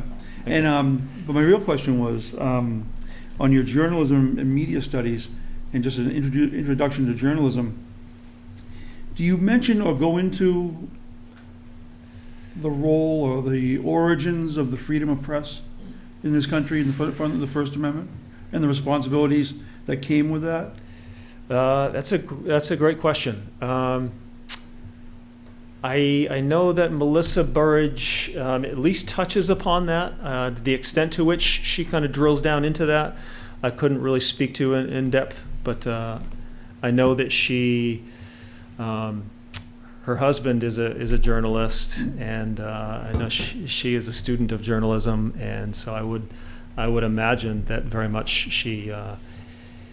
In the hands-on approach and the projects that she does, she is promoting those standards and those principles on a regular basis. So a little bit of a roundabout response, but there's something that I will ask her about a little bit more. Because especially where we live in the Massachusetts area, Boston area, I mean the great responsibility of the media that most media members I think don't even take into consideration anymore is that the press was meant to be a check on power. You know, and not to endorse power or be against it, but to tell the truth of a situation. That's why many media members press members were persecuted and killed, and still are throughout the world, you know. And in this country, we have a very rare right, you know, of a free press. It's supposed to be impartial, you know, but many times they aren't. But that's in both ways, one way or another. But be interesting to give those students, because that background, because I actually was having a conversation with a journalism student at Brown University in Rhode Island one time at a restaurant down there, and I mentioned that to him, and he was like in his I think his senior year, and he said, I didn't even know that. He goes, I never heard that before. I said, yeah, go read your history. You know, he goes, well, that's amazing to think about. I'm like, yeah, well, it's the First Amendment. That's why it's in the First Amendment. You know, so I just. Food for thought. Yeah, I appreciate that. Yeah. Thank you. Anyone else? Thank you very much for that Thank you. presentation. Yes, It was thank you. great. Thank you for joining us. Yeah, I didn't see you look at your phone once. I left it behind. Oh, goodness. Okay, so next we have an Iep Improvement Project. So we're happy to have Melissa Leary, Director of Special Ed, and Tanya Dawson, Associate Principal at the elementary school here, to talk about the Iep Improvement Project. A couple years ago, DESE invited school districts to participate in this project, and Carver volunteered to sign up and join. The goal of the project is to improve outcomes for all students with disabilities by providing guidance, technical assistance, and tools on equitable process to schools and district professionals, families, and students, so that all students with disabilities have access to the curriculum frameworks and to life in school. So Melissa and Tanya are going to talk a little bit about our involvement as a district in the project and what we've done to date.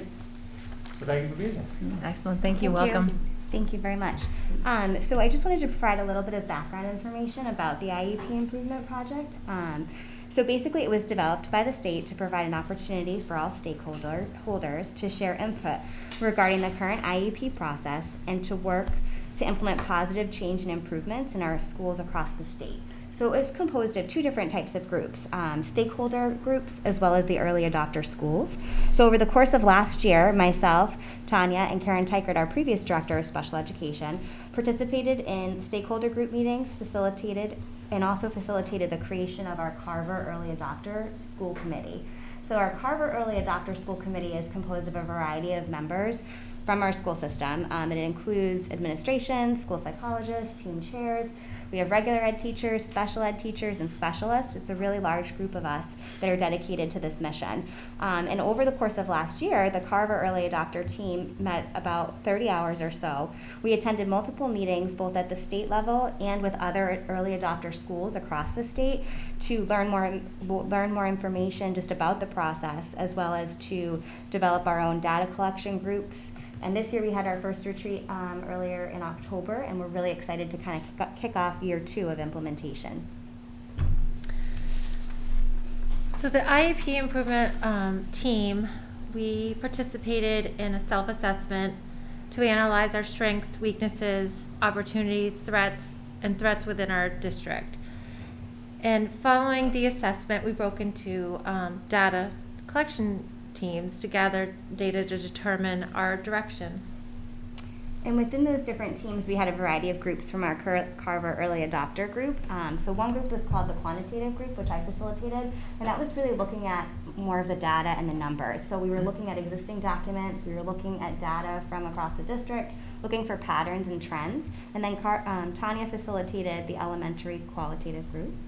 And that's where we created and distributed surveys to teachers and students and some parents, as well as conducting empathy interviews for teachers, students, and parents. The middle high school group also had a qualitative group, and really the purpose of that was to gather data from people. So to learn if everyone had similar voices or if there were differences that were going on. So following the data collection, we got to analyze the themes. So with that, our whole Carver IEP Improvement Project Early Adopter team got together and we reviewed the findings to really look for themes and patterns that we could see. And with that, we reviewed all of those to determine our action plan, which we're really proud of, and that's the focus of our year 2 of implementation. So our action plan is for to empower teachers, students, and families, to provide them with a voice. So we're going to be shifting from seeing barriers in the learners or the users to recognizing that barriers are in the design. And as a team, we're going to look at our school district system structures, including instructional practices, to examine where design impedes student achievement. So with that, we broke it up, like Tanya said, into the 3 different groups. So really empowering teachers, empowering students, and empowering families. And for each area, we kind of created a goal with some action steps to develop. So the first one really is talking about nurturing teachers while providing them with the tools they need to meet the students' needs in the classroom to increase access for learning for all students. So not even necessarily our students that are on IEPs or 504s or plans, but really just making sure that learning is accessible for all. And that's really the theory of universal design for learning, which is UDL, which is a framework for thinking about the design of a lesson to eliminate the barriers so that everyone can access their learning equally. And with that, our action steps are to provide training, UDL training for our staff, and also opportunities. Oftentimes, we have training and it's great, and then we don't have time to practice it. So really trying to make sure that it's embedded throughout our year and really following up and having those different opportunities for teachers to really practice and use the skills that they've learned. And to use those accommodations, and then also to build relationships. You'll see the theme that throughout all of our action steps and all of our goals is to really build relationships between students, staff, and families. Thank you. So next, for the student empowerment, our goal is to consistently provide a learning environment for students that foster learning and the ability for the students to self-advocate. So some of our action steps are to engage in conversations with students about their learning styles, strengths, and challenges. And I have to say that this came up in a lot of the surveys at the elementary school when we were asking the students, how do you learn best? What is it that you need in order to access the curriculum, which we don't say curriculum, we say math or reading. Build relationships, encourage students to utilize technology to support learning outcomes, and help students see their growth and reward their progress. So it's very important to also tell the students just how far that they've come when obtaining their goals. And the last area is family empowerment. So our goal is to create an inclusive and informative community that fosters open communication with families.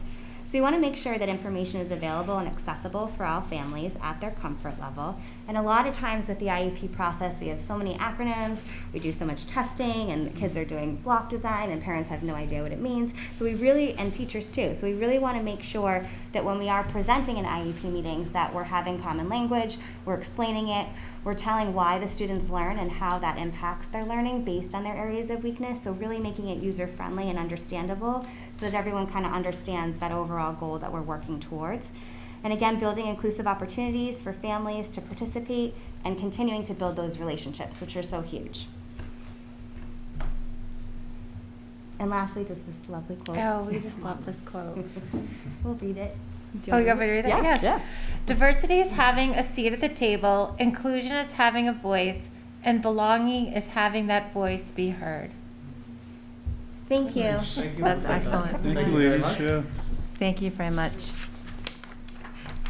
Anyone have any questions or comments? Sort of related, but I'm just curious. In developing IEPs and everything, I know that from COVID there was a lot of challenges, and some assessments were delayed or not able to be done when we were remote and things. And so I'm just curious, since we have you here, you know, where are we as a district with, you know, having caught up on, updating IEPs, and are there still challenges with meeting them, you know, with the leftovers of COVID and distancing and things, or have we? I can, yep. I'm yeah. poorly wording the question, but I think you're picking up what I'm trying I am. to.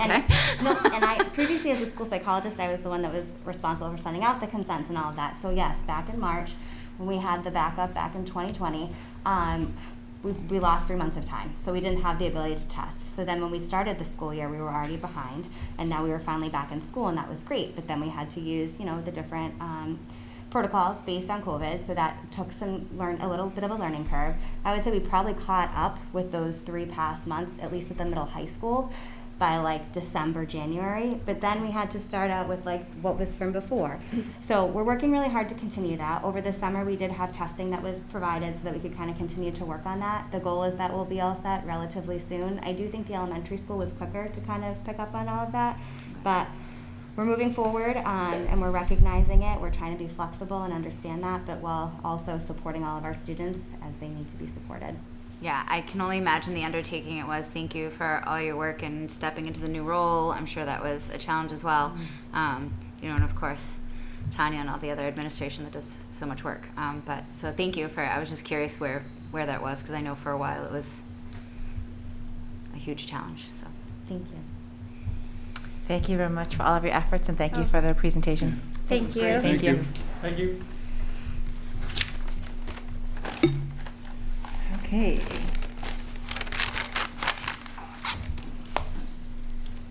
That brings us to private and outside enrollment 2021-2022 10-year review.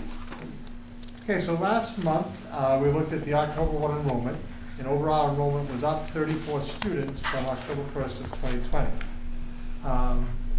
So there's a couple documents that are in the background for you. One is a list of students who live in Carver but are being educated in another way, private schools, outside enrollment, homeschooling. And this is data we've been tracking since I've become superintendent, kind of watching the trends of the percentage of our students who live in Carver but are seeking educational opportunities elsewhere. So some of the highlights from the data are The overall number of students who live in Carver but are seeking educational alternatives has decreased since last year by 24 students.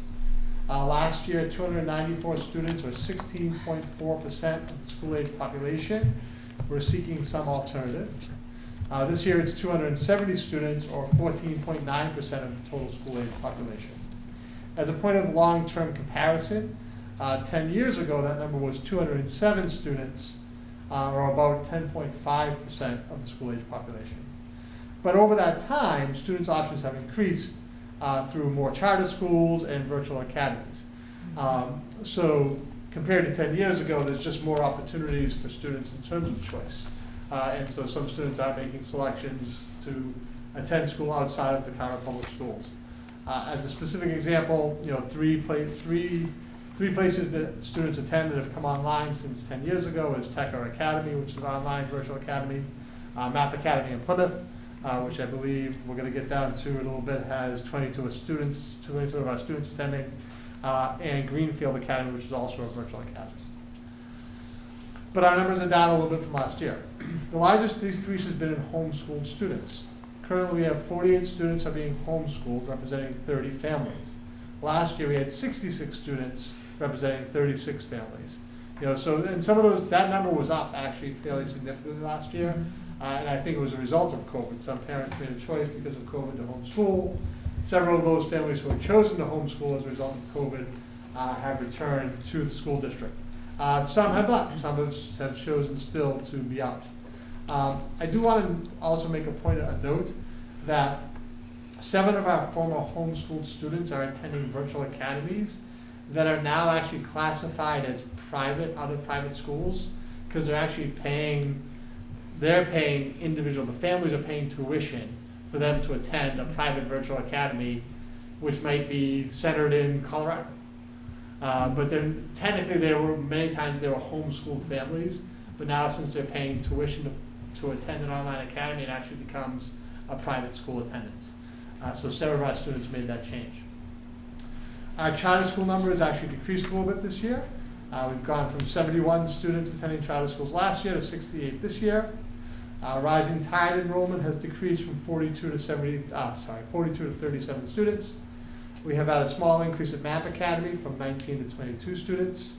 Obviously the charter school number is the number that has the greatest economic impact. So there's a charge and assessment to the district for those students attending charter schools. And so, one of our focuses through, which we've talked about actually, our Pathways program and different opportunities, where we are looking to seek to try to keep more kids within the district and have fewer students attend charter schools.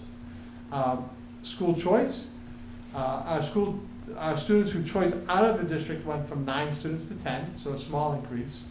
Conversely, we do have 62 students coming in via school choice. So in terms of overall school choice, we're plus 52 students. And that's a financial gain for the district. It doesn't offset the financial cost of charter schools, but it is a financial gain that averages out about $5,000 a student. For some students, it's more based on if there's an Iep, if there's services, if there's other factors that get tied into that. And it does not balance out the charter school assessment, but it definitely helps support the district. And a point of note of that, I just thought this was an interesting fact, that 5 of our 10 students who choiced out never attended the Carver Public Schools. So what happened was they moved to Carver and chose the school choice and stay in the district they were attending. Conversely, that helps us too. So we looked at our students, and 18 of our students who choiced in are the same situation. They moved from Carver to another town, but decided to stay in Carver through school choice. And sometimes that's a benefit of school choice that people don't think about. The fact that if someone was in school to their sophomore year, and then their junior year, for whatever reason, the family moves and they end up in Plymouth or Middleborough or Wareham, generally we don't have students coming from real far away. But if they move on the South Shore, we have students who say, we've been happy in Carver and we're going to stay and finish our last 2 years of school in the Carver Public Schools through school choice. Our Mass Virtual Academies, which is also it's funded similar to charter schools, our enrollment actually decreased. We went from 4 students to 2. Our agricultural school enrollment stayed steady at 7 students. We've had a little bit of a decrease in our Old Colony enrollment from 95 to 84 students.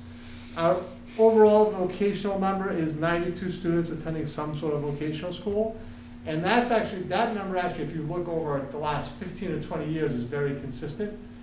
During this presentation, I always take a moment to say that we're fully supportive of the vocational school programs.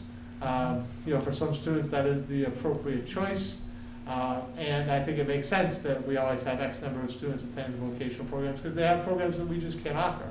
And that's the concept, that the reason why Carver is part of the Old Colony school system. And it is an appropriate choice for many students. Obviously, we want to keep as many students in Carver as we can. But I guess our concern, we'd like to keep students from school choicing out. We'd like to keep students possibly from going to charter schools. We'd like to keep students from returning from homeschooling if we could. Obviously, everyone has these options and these opportunities, and we're supportive of families who make those decisions. But we do want students to stay. But I've always been a supporter of Old Colony and the vocational programs, because the reality is they just offer some programs that we can't hear, and that's the concept of it. In terms of religious private schools, our enrollment has increased actually from 25 to 35. We did have a group of students. We had 6 elementary students decide to go over to Sacred Heart Elementary this year. And then students attending private academies has increased from 10 to 15 students. But remember, 7 of those were students that I mentioned earlier who were homeschooled that are now considered attending a private academy because they're paying tuition to go to a virtual high school. Why do we look at this data? We want to look at the trends. We want to look at what direction things are going in. We want to see if we do have some students coming back to the school. We previously, pre-COVID, we were surveying all students, and we were doing an exit survey and collecting the data. We did not do that during COVID. We did do the survey last year, but our participation numbers were a little low in terms of practice. So I don't know if the data is really valid to report out. But I'm going to put a focus on making sure that we're doing an exit survey for everybody who's leaving the district now. And then my goal would be to report that out. So next year we look at these numbers to have that exit survey data to say, the questions we're asking, voluntary, we're asking all parents who are leaving or students leaving to complete the survey. And we give them a range of choices as to why they're looking to look at other educational opportunities. And that's good information for our administrative team to look at, be good information for the school committee to look at, to get a sense of why are people making these choices. And obviously, I don't think you're ever going to get to the point that everyone stays in Carver, because the reality is there are a bunch of choices out there, and people make choices for different reasons. It could be wide. I'm not even going to start speculating on the wide variety of reasons why families choose the options that are out there. But what are our overall takeaways? So we do have a little bit of a decrease in students seeking educational opportunities. I do think it's tied to return to full day in person. That really the number shift comes from those homeschool kids came back from last year. Otherwise, I don't see a dramatic shift in either direction for any of our numbers. They're pretty consistent with what they were. But we're hoping long term that the development of the Pathways programs to middle high school will encourage students to stay in Carver, and we're going to keep on working on developing that program, advertising it, communicating it to the community, to our elementary students, that we're going to have some great opportunities for our kids through the Pathways programs. Charter school attendance, though it declined, which is good, we're looking for that number to come down, has the largest financial impact on the district. And as I said, plus 52 in school choice helps mitigate that financial impact of that current charter school enrollment. And hopefully we're going to see that we saw a small trend over this past year of students returning to the district. And we're hoping as we look at these numbers going forward, we'll see that trend continue of having kids return to the Carver Public Schools. So that's my summary of the data, and I'll open up to any questions or thoughts. Or anyone have any questions or comments? The only thing I will say, and there's a lot of factors, in terms of that survey. So I can list you what our choices are as to asking people why they may have left: the curriculum, AP courses, class size, athletics, elective opportunities, moving out of district, special education services, faculty, peers, peer interactions, vocational education, and then a generic other category with some, and then an open-ended, you could write some feedback. And when I looked at the data from the last time we kept it full in the 2017-2018 school year prior to COVID, you know, the most common responses were moving or transitioning to vocational education. But that doesn't mean that other things, so there were other options chosen like curriculum, and we've talked about, so curriculum, so the top three actually were vocational education, moving out of district, curriculum. And I think the whole, and this is what kind of prompted us, it was part of our prompt in terms of trying to update and revise our curriculum and build the Pathways programs out of the middle high school. And a lot of that is now coming to fruition. So I think, you know, we have been reflective on some of this data. We'll do a better job now that we're back out of COVID of collecting that data from everyone who withdraws. You know, obviously it's not a requirement, we can't make them fill out the survey, but that every student from going forward who looks to withdraw or change school districts will ask them, the families, to complete the survey as to why they're making that decision. Great, thank you. Eamon? Just a comment. This data that we were looking at here, he just got reported on, and doing the surveys, like Scott just said, the career pathways were a direct result from that, because this committee at that time, we were losing students, and just for people at home and just a little historical background, we actually tasked Scott and the administration to find a way to stop people from wanting to leave, and I said, at least I thought, choice is a good thing. I think people should have the choice to do what they want with their child's educational career and go wherever they want. But I said, if you want to, and the committee was, I think you were on board. I think you were here then. Basically, the committee said, if you want people to stop leaving, become more competitive and make them want to stay. And you guys have done a great job in just like the career pathways and bringing exciting things to the fore for kids to want to stay. So I still applaud you for that. That's the goal, so thank you. Yeah, and in such a short period of time, if you really think about it. I know we've been talking about it for a few years now, but still the amount that's been able to occur, that we've actually, we've all been able to go see, it's truly amazing. So I think it's definitely a step in the right direction, and I think it would be great. I'm sure at some point there'll be some presentations, right, at the elementary school level to get the kids excited about the pathways at the middle high school and the opportunities up there. So I think that'll be good information to share. So, anyone else?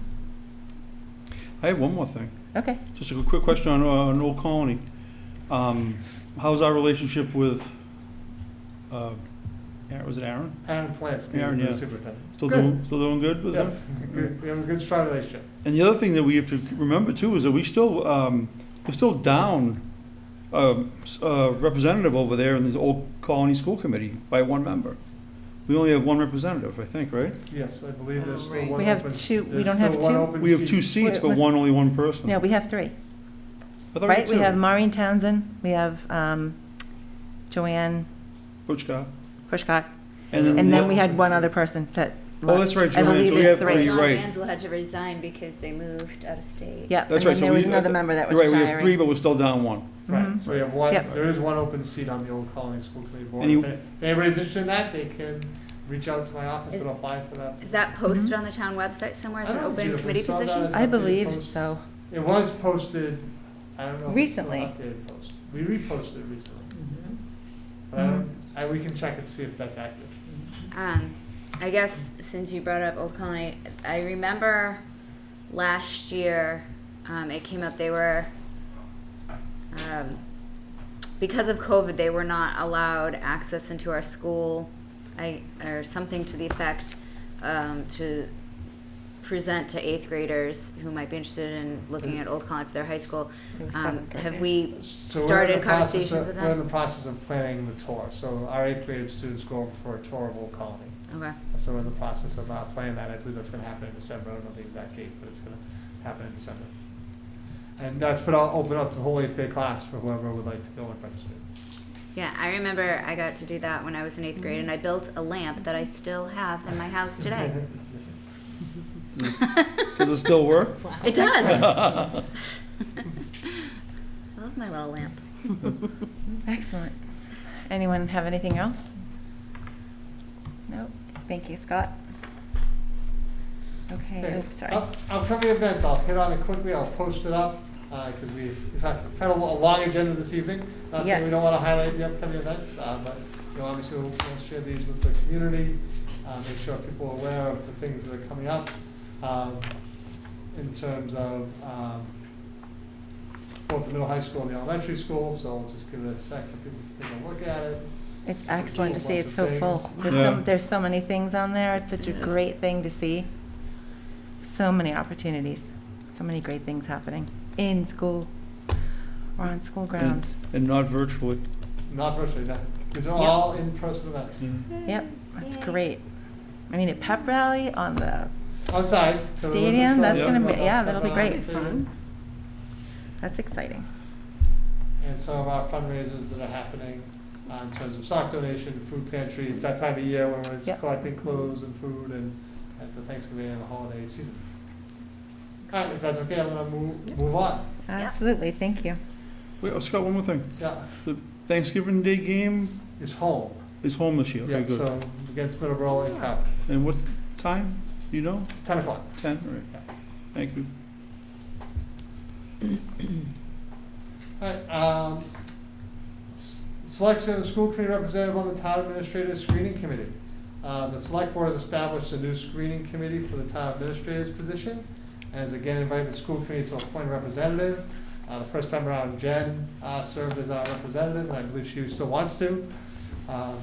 So with that, I'll leave it to the committee to discuss appointing a representative for the screening committee. Why did they start a new committee? So I don't know, I can Holly, I'll look into it. I can speak to that. How long do you have? Right? So essentially, the first committee did its job, but ultimately the select board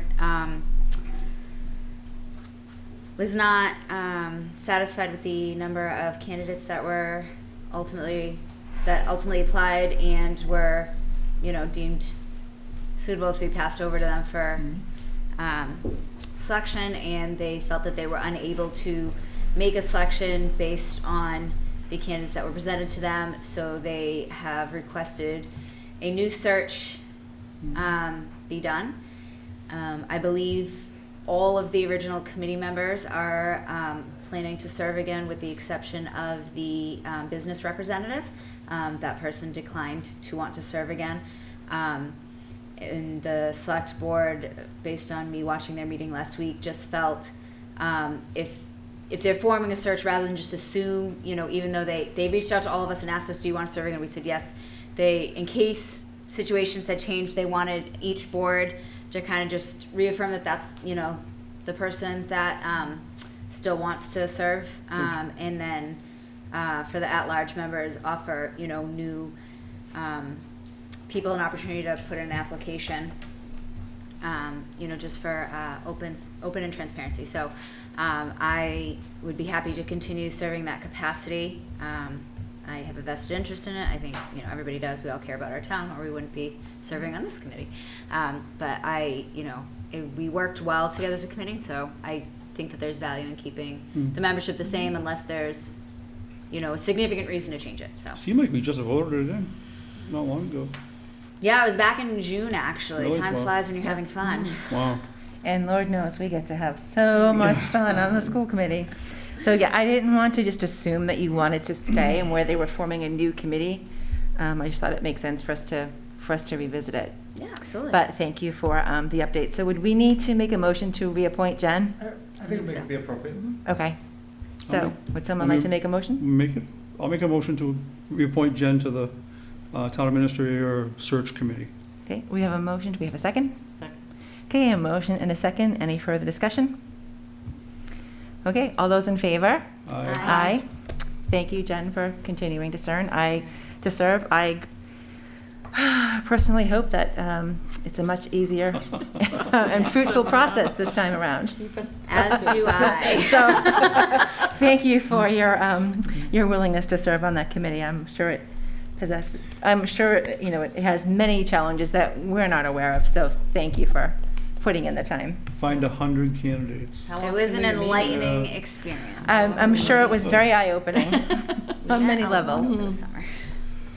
I think we had multiple meetings each week of August. Good luck.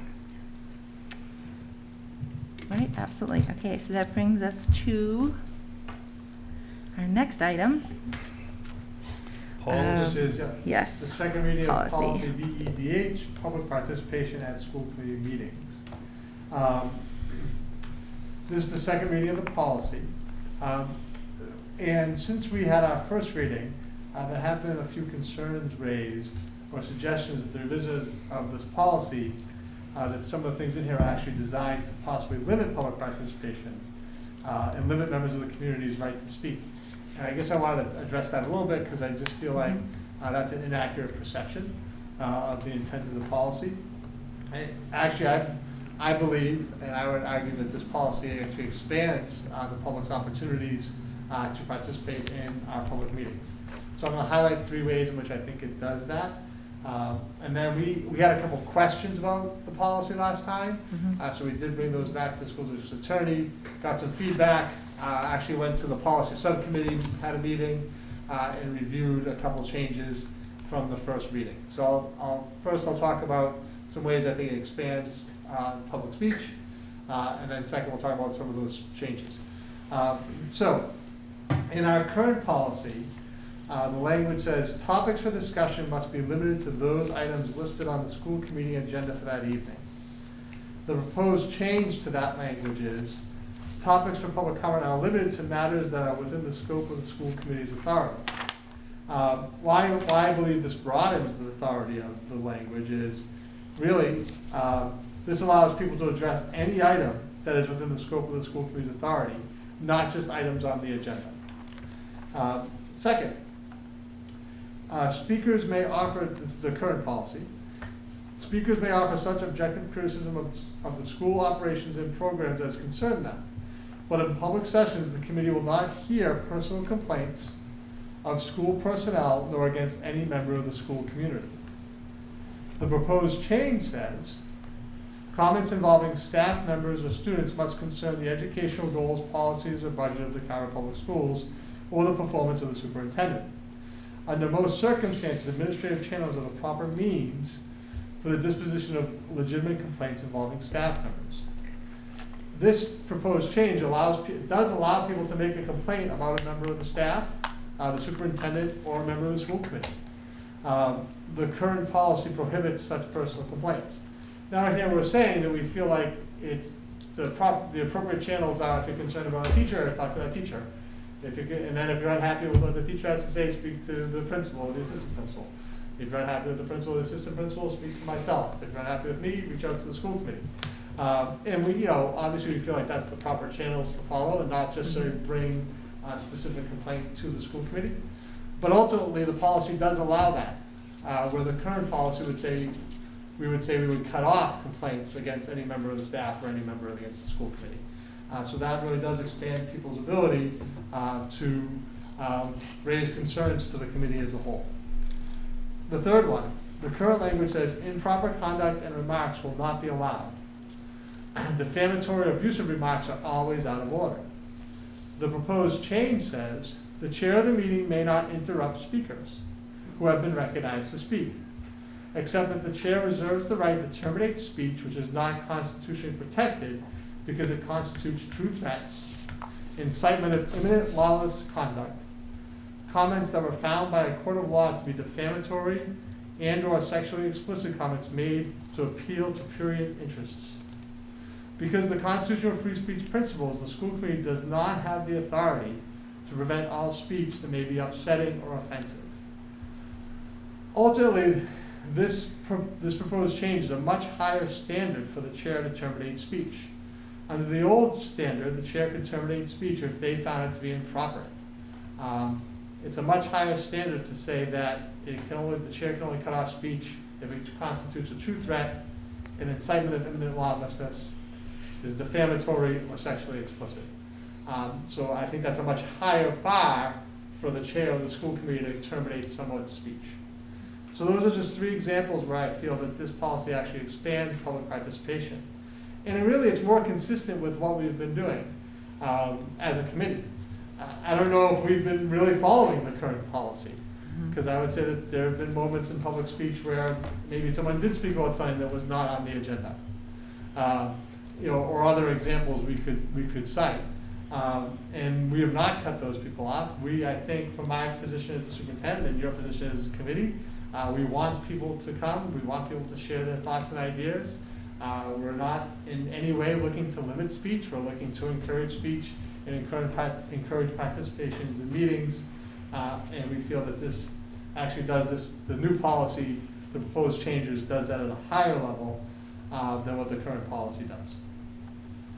So any questions or thoughts about that before we get into the other changes from what we looked at last time? Anyone? Okay, so as I said at our last meeting, the committee had 2 specific questions about the language.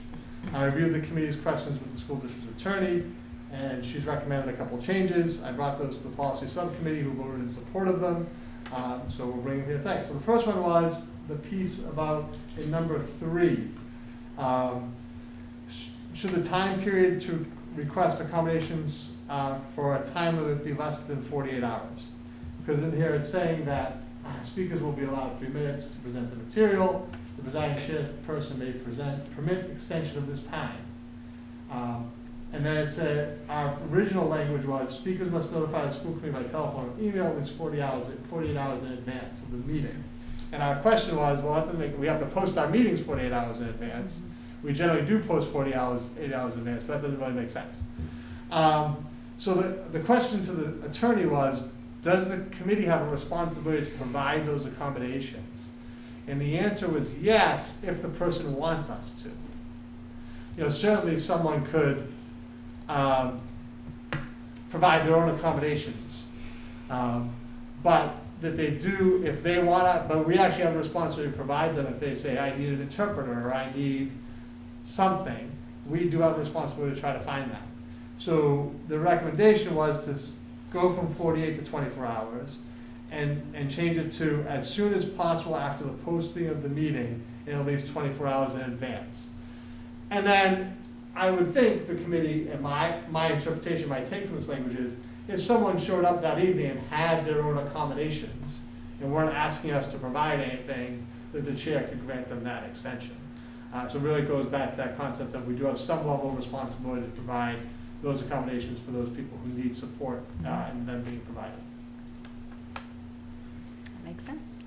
And then the second one was, we actually just thought it was a little confusing. It was in the disclaimer. So the intent of the language was to say that the public comment period is not a time for debate or for the school committee to respond to comments made during public comment. But the old first sentence was a little confusing because it said the public comment period is not a time for debate or response to comments by the school committee. And it was really meant to be the intent that we're saying that the intent of public comment is not a back and forth. So it's not for someone to ask a question, for the school committee to respond, for the person to ask another question, for the school committee to respond in the moment, not necessarily in the future. So the proposed language change would say the public comment period is not a time for debate or for the school committee to respond to comments made during the public comment period. And then we just reworded the last sentence because it's just, again, the wording language is a little off, we thought. So the school committee does not have the authority to prevent all speech that may be upsetting and or offensive during public comment because of constitutional free speech principles. So we just, concept of the language is there, we just rearranged the sentence a little bit. So we thought it might be a little clearer, ultimately saying the school committee, someone could come up and speak about something that's upsetting or offensive. As long as it doesn't do those other things that we mentioned earlier, the imminent threat, sexually explicit, etc., that the chair should allow those comments to continue. So those are the changes since last time. I guess I'll answer any questions or possibly entertain a vote. This is the second reading. If the committee chose to, we could move forward to vote and approve an updated public participation in school committee meetings policy. I had a question. Just a question of clarification with Rebecca, and I know we talked about it at the subcommittee meeting, but I didn't know if you would mention it to her. The public accommodation of a translator, if someone wants one or needs one, if we can't provide them with one, or say we can't find anybody, does that mean that this question now has to be put on hold to the next meeting, or until we find somebody, so they can have their public comment? Yes, so it probably would mean that we're gonna do everything we can within that 24 hours to meet their accommodation. But if for some reason we couldn't, we'd have to tell them that we're unable to meet your accommodation tonight. We'll work on it for the next meeting. Because I remember at the subcommittee meeting, you thought that was the case, but I didn't think you were exactly right. That's sure, I mean. Right, and obviously our goal would be to strive to provide those accommodations. Okay. You know, and it might be a thoughtful process for us to go through to think about what might those be and what our access to them.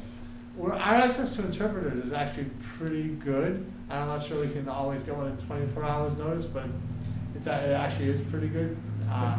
You know, some other accommodations that might be sound or that might be harder. So maybe it would be for us to go through a thoughtful process on what those might be, so that we'll at least try to see if we have resources to be able to provide those within 24 hours. Because we never want to say to someone, we couldn't get that together in 24 hours, so you can't, you know, we can't do a time extension, you can't speak this evening. This sounds a little impersonal, but could they, if we couldn't find a translator, could they use like Google Translate on a device? Absolutely. Yeah. It could be like somebody who's deaf and needs like an ASL translator or something like that as well. And any accommodation they can provide on their own, they could certainly do that. Okay, thank you. Absolutely, thank you for asking for clarification on that point. No problem. Does anyone else have any questions? All right, would someone like to make a motion? I'll make a motion, since I have it in front of me.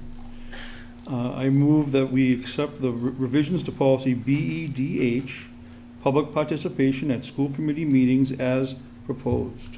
All right, we have a motion. Do we have a second? Second. Motion and a second. Is there any further discussion? Nope. Okay, all those in favor? Aye. Aye. Motion passes. Thank you. Now on to the first reading of, what is that? Is that an IJNDD, policy on social media? Okay. So this is actually a new policy for the Carver Public Schools. This is not a revision of a policy. So for the past several months, the policy subcommittee has been working on drafting a new social media policy. And we've really used resources from some other school districts to develop this policy. The proposed policy has been reviewed by the school district's attorney and by the policy subcommittee. We have also reviewed the proposed policy with the Eapc, since pieces of it could be considered a change in working conditions because it establishes procedures and regulations for our staff's use of social media. This is the first reading of the policy. I'd recommend we not take any action on this policy tonight, but to look for possible revisions and bring it back to our next meeting for a second reading.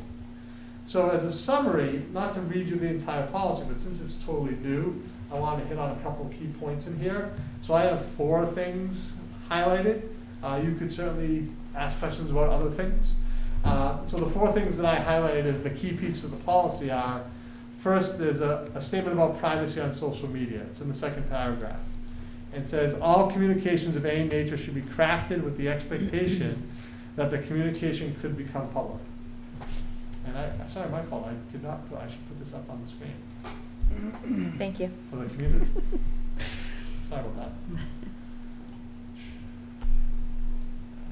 So that second paragraph. And then skipping down a couple lines, it says, in essence, nothing posted online is ever truly private. So it's just a reminder for all of our staff that even if they feel that they have privacy settings, or I posted this only in my private network, that the reality is there's no such thing as privacy on social media, and that if you post things on social media, you have to have the expectation that they are public. So you can't use whatever thing you may post that might be inappropriate, and hopefully no one's posting anything inappropriate, is that a defense can't be, well, that was in my privacy. That was on my private page. Because there is no such thing as privacy on social media. Second piece, If a staff member uses social media as part of their professional practice, they should set up a separate professional account and keep their communications with students focused solely on educational issues. So there's no perceived or actual ambiguity about a staff member's work as a professional in their personal life or personal beliefs. So what we'd really be promoting here, what would be might be a change for staff, is we're saying you can have a school-based social media page, but the only thing that should be on that school-based social media page is school, or things about school, or things related to your job. And you can have a private social media page, which you can have whatever you want to have on. But they should not be mixed. It should be a page that has both your personal information and things about school or personal beliefs. The third key point here, which I think would be expected as a given, staff members must refrain from improper fraternization with students using social media accounts. You know, that you're a professional, this is a professional boundary statement. The expectation is that all relationships are professional, and staff members should not be trying to use social media to develop any kind of inappropriate relationship with students. And then the final piece is in the last paragraph down the bottom, which is this policy is not intended to infringe upon a staff member's right to speak publicly as a citizen on matters of public concern through their personal social media accounts. It's kind of our free speech statement saying that ultimately staff members are citizens, and in their private social media pages, they can take a personal stance or a political stance on issues, as long as they're doing that on their private social media and not on their official Carver Public Schools social media pages. Like I said, you may ask other questions about things in here, but in my mind, those are the four kind of key points within the policy. Anyone like to ask any questions or make any comments? I have a couple of questions. All right, so this is a brand new policy that did not exist before. So this is correct. This is okay. And this policy is intended to be for employees of the Carver Public Schools? Correct. Okay. I thought it was interesting that there's, in the first paragraph, there's a line that says, therefore, online behavior by staff members and school committee members should meet the same standards as those used for face-to-face communications at Carver Public Schools. I agree with that statement. It just is weird to me because school committee members are not employees of the school. So I don't know why that is in there. It's a great question. So that was discussed by the policy subcommittee, and there was differing points of view on that. The decision of the policy subcommittee was to bring that actual sentence to the entire committee to decide whether you want the statement and school committee members included or not. The rationale being that, I think the rationale for, and I'll try to make the rationale against, and then the members can also make their rationales for and against if I misrepresent anybody, is that ultimately school committee members should maybe follow that same standard of if you're going to talk about school in your role as a school committee member, you should have a school committee member page. And that's the only thing that you should do on that page. And then if you want to have your own private social media account that does not in any way identify you as a school committee member or a member of the Carver School Committee, and you want to have a political point of view, you can certainly do that. So the school committee should be held to the same standard as they were asking staff to be held to in terms of social media. The counter view of that is that ultimately the school committee members are not members of the staff, that you are elected officials, that you are politicians. Politicians have a right to have a political point of view because that is the nature of being a politician. And more and more in society, I think school committees more than ever are actually being held to that or being viewed through the lens of being politicians. Mm-hmm. Where I think maybe 10 years ago that was less so. I think with the way some of the polarization that's happened within our society, right now, that there is more pressure on school committees than ever, and more political type of issues are coming before school committees, and that ultimately as elected officials and politicians, you have a right to have a political point of view and should be able to express it on your pages. If I did not represent either point of that well, you guys certainly could jump in. the members of the policy subcommittee. So it was really, and then there was the committee, the policy subcommittee was split. Mhm. And technically the policy subcommittee is only 2 members. Yeah. So if it's split 1-to-1, in essence means that it doesn't come forward at all, the policy as a whole. So I think there was an agreement that, let's bring it to the whole committee. So let's bring this, but I think I think there was generally support for most of the policy. There was concern specifically about the sentence you just referenced. Yeah, so I guess my take on it, and then I'll allow other people to comment, is just simply that we are not employees of the school, we are not staff. So while I agree with the sentiment, I think that if we don't have a policy on social media for school committee, we could look into putting that into our charge or our code of conduct or something else. Like I just think that they should be separate because we are separate.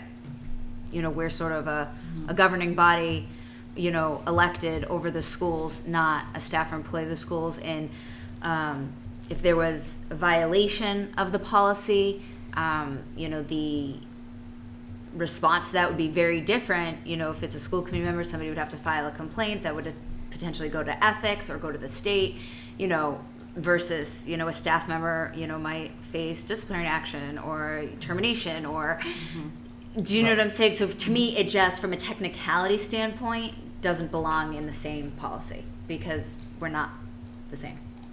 That's all. Okay, anyone else? I don't think that I think that we should adhere to the same standards. I think it's just a technicality standpoint. Mm-hmm. Okay, I'm done. Thank you. Colleen? I also thought there's some contradiction in here because all communications of any nature should be crafted with they could become public, nothing is truly private, kind of contradicts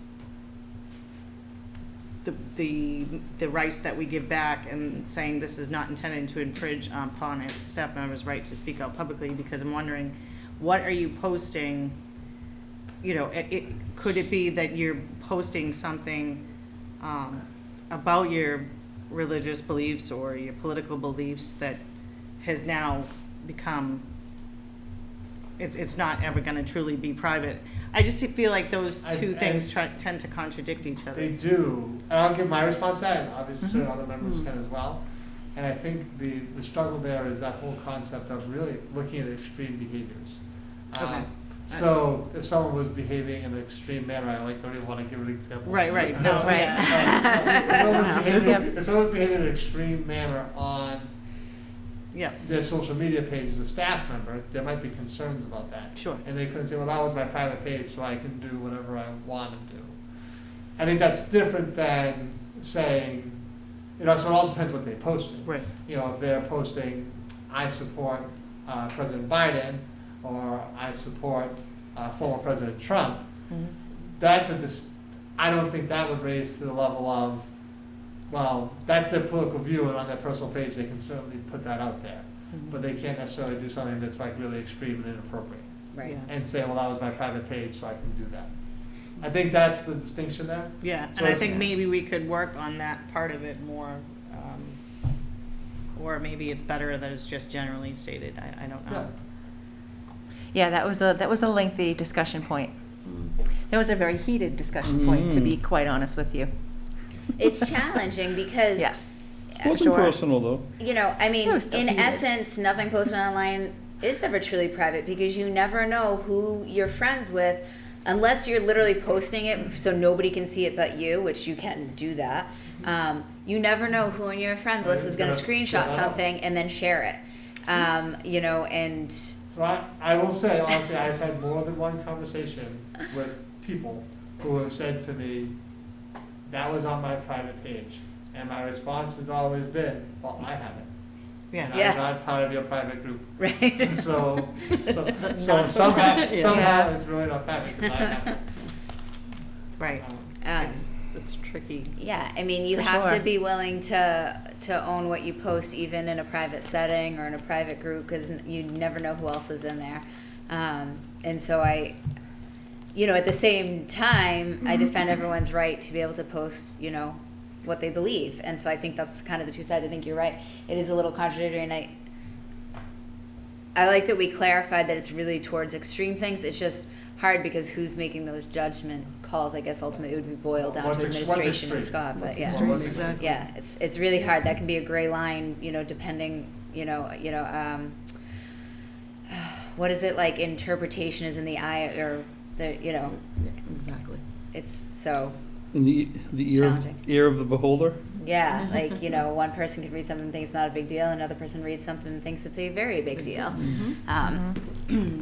So. Yep, absolutely. Well, I'll tell you a little the back and forth Stephanie and I had. It was really just in the first, mostly for the first paragraph. Oh, yeah. And, but the last two sentences, actually, this was a compromise Scott actually proposed, was to take the last two sentences out, starting with a staff member's conduct in the social media area may be viewed as an extension of workplace behavior. Therefore, online behavior by staff members and school committee members should meet the same standards as those used for face-to-face communications at Carver Public Schools. Excuse me. Now, I agree with you 100%. That was my point about the school committee should not be in there, because we are not, this is policy for staff and employees. We are not staff and employees. We are the governing body of the Carver School District, elected by the people, and the people will answer, decide to vote us in or vote us out, if we continue to run. The other concern I had was that we do have policy already that basically dictate what staff can do regarding their own personal opinions and beliefs and things like that in the classroom to the kids, either online or in the classroom with speech or displays. And that is not teachers, and not just teachers, but any staff members, they don't have like ultimate free speech rights in the classroom because it's considered an employment, like a place of employment. And that was backed up by the Supreme Court case Garcetti and Sabellos in 2006. So though I'm a big fan of free speech, that's just the role of it. So people don't put their own personal views into the classroom.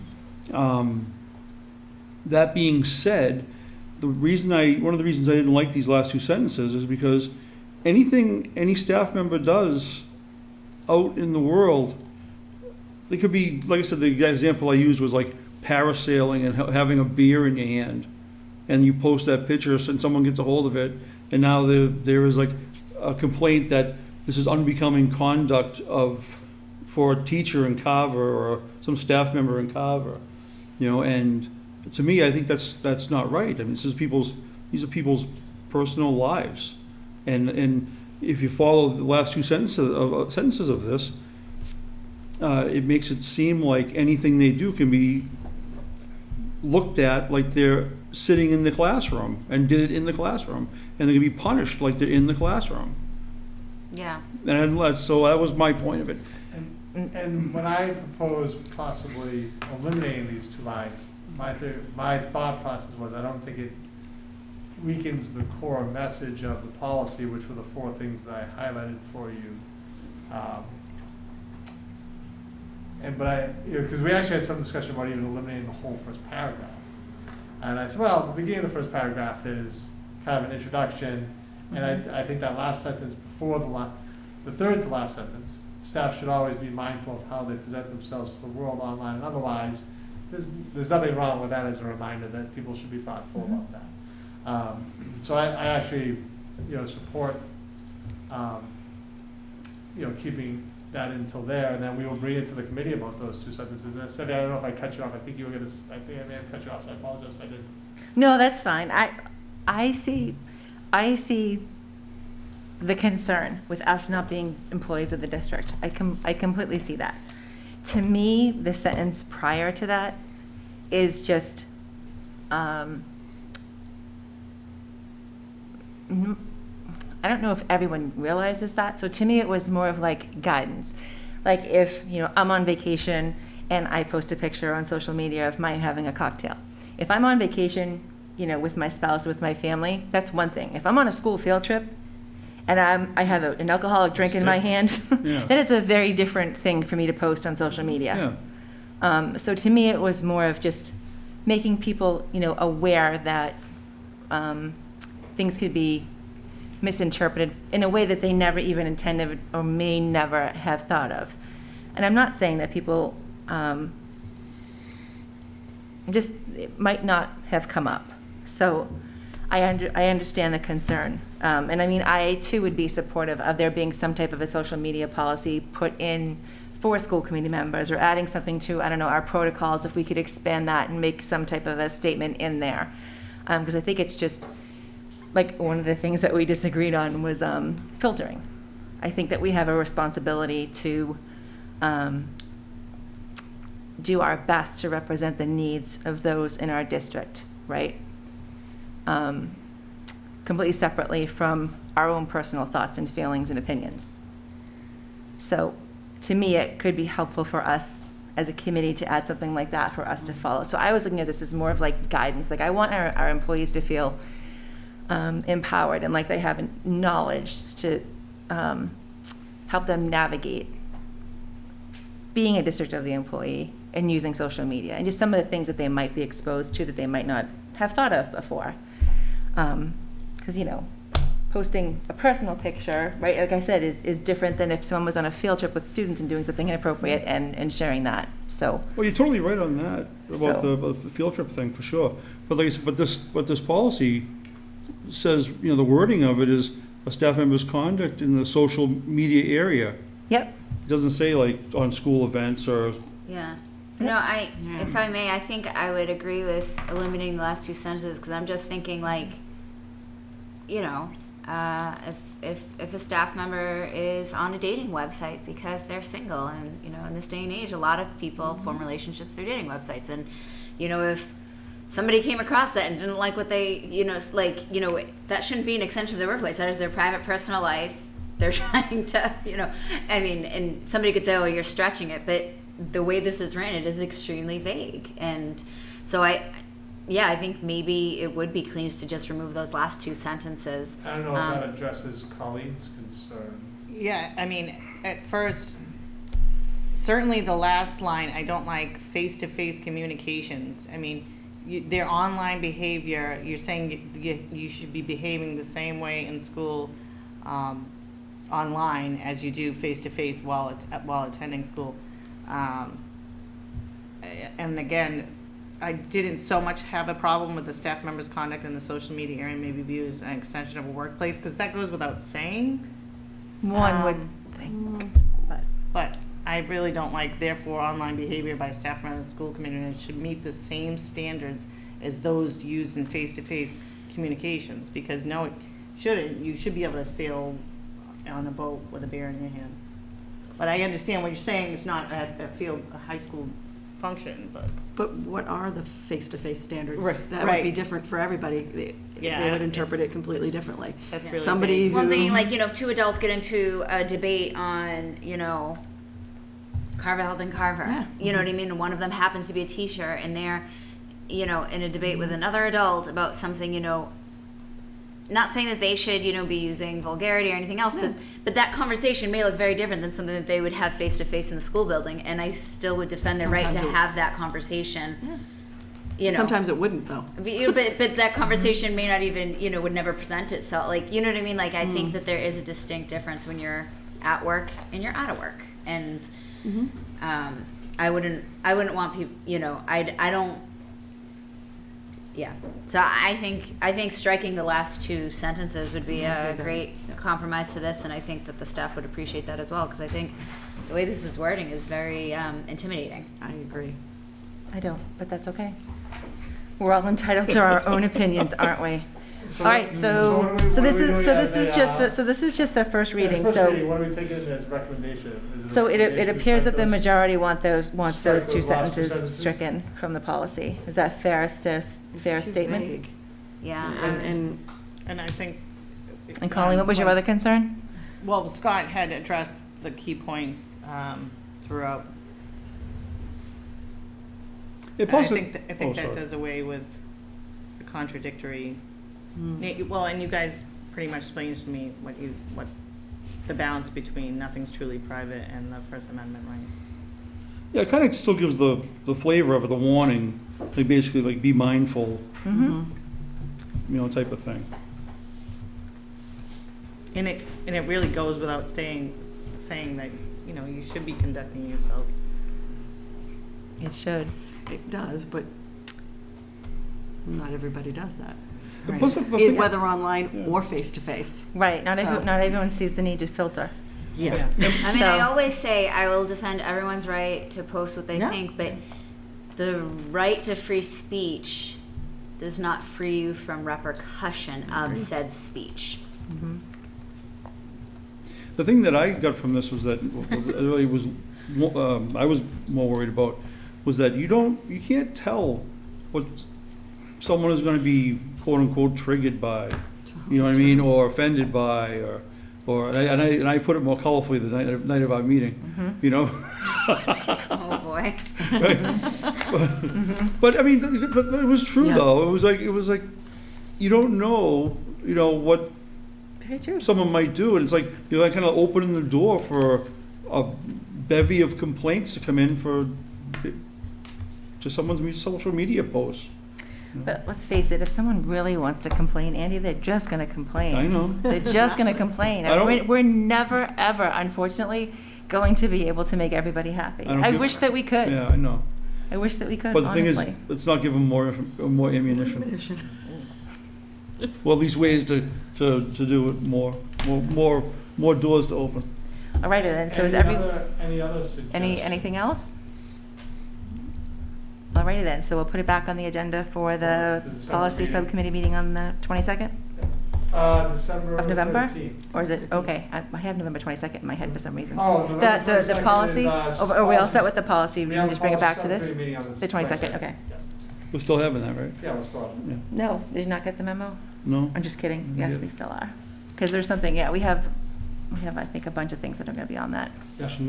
right? Getting the list back from Rebecca and seeing what's next on the slate. Okay. Alrighty then. Request to recycle textbooks. All right, so we do have when we go back to the agenda on what we're doing at home.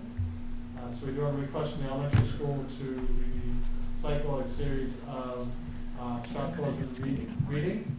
So grades 3, 4, and 5, 53 teachers manuals, 51 teacher manuals for grade 3, 53 for grade 5, 53 for grade 4.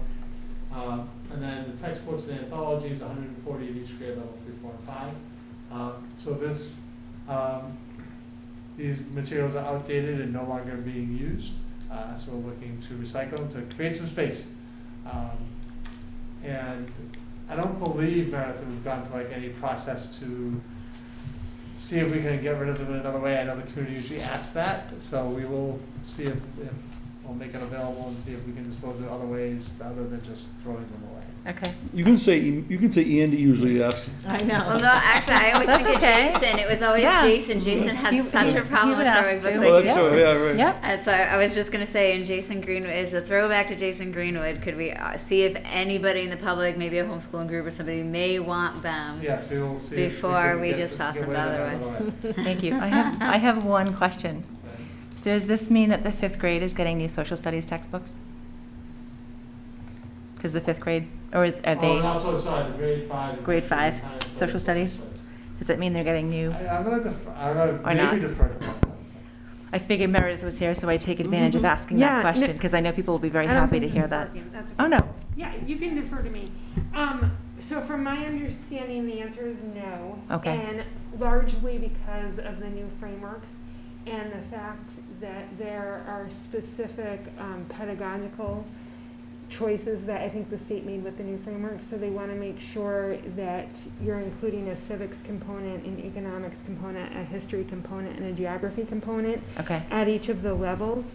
And so prior to COVID, the summer prior to COVID, we actually brought teams of teachers together during the summer to create project-based learning units based on those different aspects of the curriculum.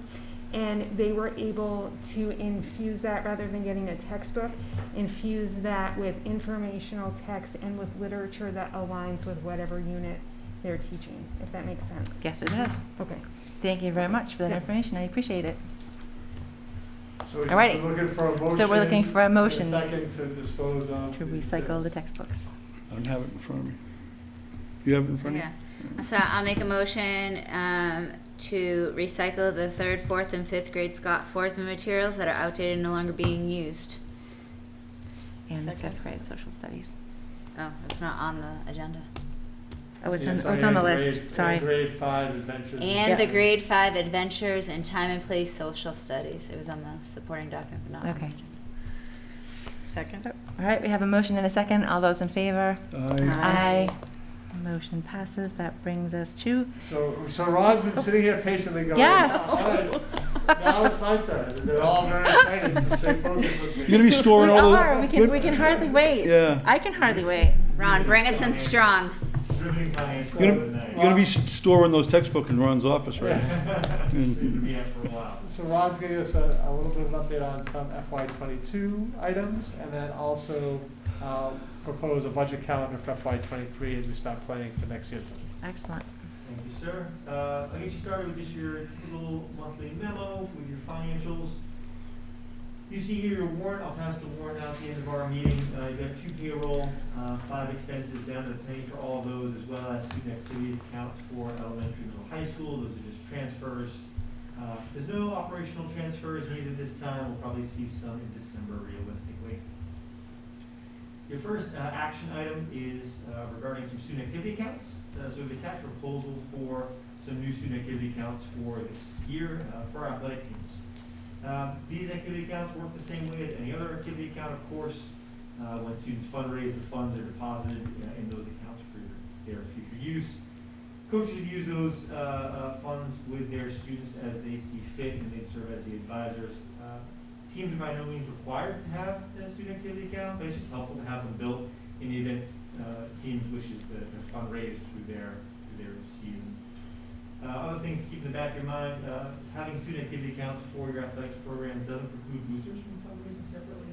In fact, it's actually kind of nice to have that separation of funds. For student activity accounts, those are accounts that are separate for when students fundraise themselves, separate from when adults or boosters fundraise on behalf of a program or on behalf of an organization, right?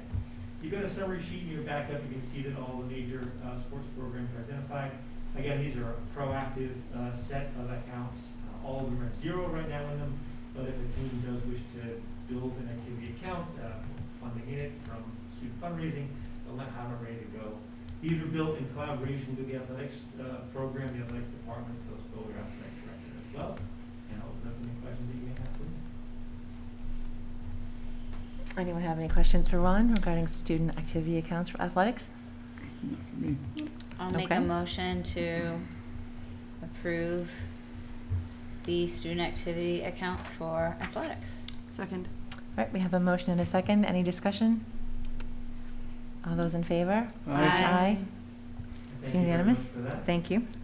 And then your second item is just getting us started on the FY '23 budget development. I know it's November and it sounds like it's early, but really It's not. November is the season for budget development. And Hallmark doesn't make a card for it, but you should.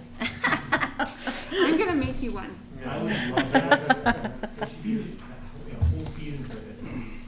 Hey, so you've got the calendar in front of you. I won't go through it in every single line. You would certainly read it. But I would just like to give you a quick orientation to it. I know it's late in the evening. I'll just be brief and consider it at the time. So if you take a look at November, November is really the kickoff for the development season. We'll do some training on the software that we're using. We use our financial software now to develop our budgets. Teams will start getting that training, and then they'll work together to solicit input from our staff on their program level budgets and needs. Teams will also develop a level services operating budget along with like a list of level 2 requests, the wish list stuff, above and beyond the operating budget. So that if there's additional funding ever available, we'll have an opportunity to have that priority list at our fingertips and be able to pull the trigger on any enhancements to the program that the teams requested. In December, the leadership team will update your multi-year capital plan and will present it to the school committee. January, you'll see a preliminary operating budget, and you'll also see a capital plan for a second time, and that'll be your opportunity, hopefully, to vote and approve it for appropriations February is really our big month when it comes to budget development. So a couple of things happen in February. First of all, at the very beginning of February in Carver serves as our snapshot on some key financial projections. This includes out-of-district costs as well as health insurance rates. Those are two of our big question marks in any given fiscal year. And so we use February 1 as this snapshot moment in time. We say, look, projections we have for out-of-district costs, the projections we have for health insurance at this time are what we're going to use for the operating budget. And the town has reserve funds set aside in the event that those actuals for that FY23 come in higher than the projections, which they certainly can, because those two estimates on those key financials are really just that, they're good estimates at that time, right? A couple other important things to keep in the back of your mind for February. Once we've locked in those projections on those cost centers, the committee should also expect that the budget that we show you in February will be updated to reflect, hopefully, the governor's proposed cherry sheet. That's pending if Beacon Hill stays on track that they typically do. The past couple of years, they've actually been a little off cycle, but we hope that on the tail end of COVID, Beacon Hill is back on their typical cycle. We'll see the governor's cherry sheet in, gosh, for at least the past 2 decades, the governor's proposed cherry sheet has been the floor. So we should feel confidence when we get that in February. March, we expect to be able to present a final operating budget to the committee, hopefully with your vote to be able to put that forward in the annual town meeting.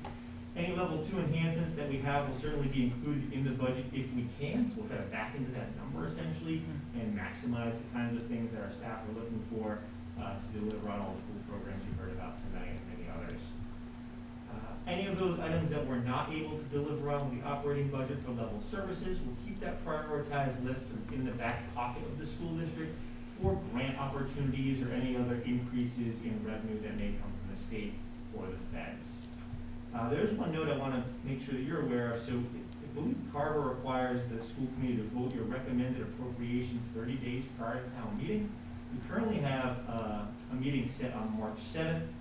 April right now, we'd anticipate based on the town bylaws that it would be April 12th annual town meeting.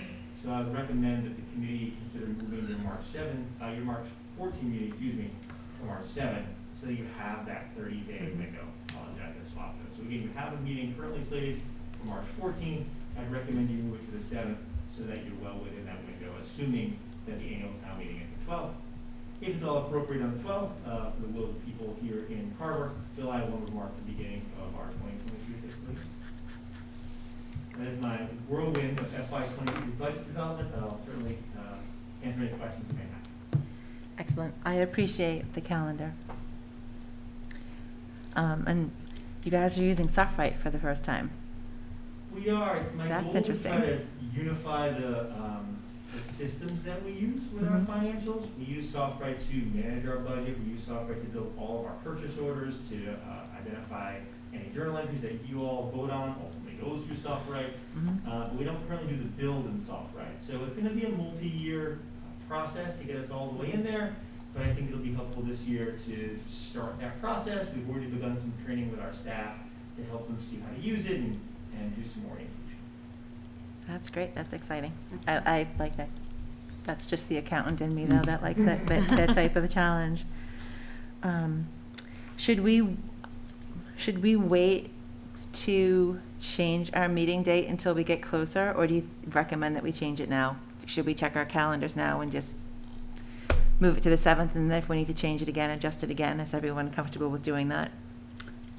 I mean, well, I don't think it really matters. I think, when do they usually set town meeting? We'll know like in January probably, right? Or February, so we could always just vote then. The Board of Selectmen's last meeting minutes indicated they were supposed to do it in the next meeting. So vote the date in the next meeting. According to the bylaws, we projected it would be the 12th. Okay. But it's at the will, of course. So I guess we can visit it at our December or January meeting.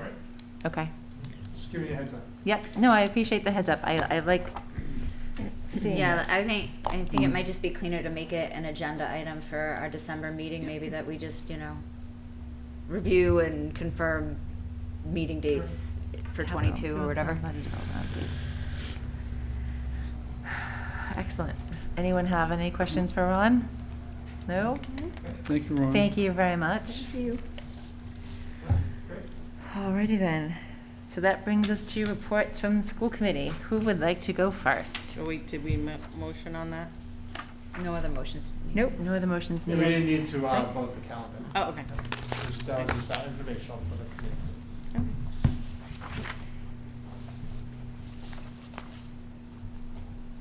I will start. Okay. In the interest of time, I'm keeping it quick. It's very exciting to hear about the donation of the bikes and this wonderful woman, Jody, that came in, and Mr. Marsh.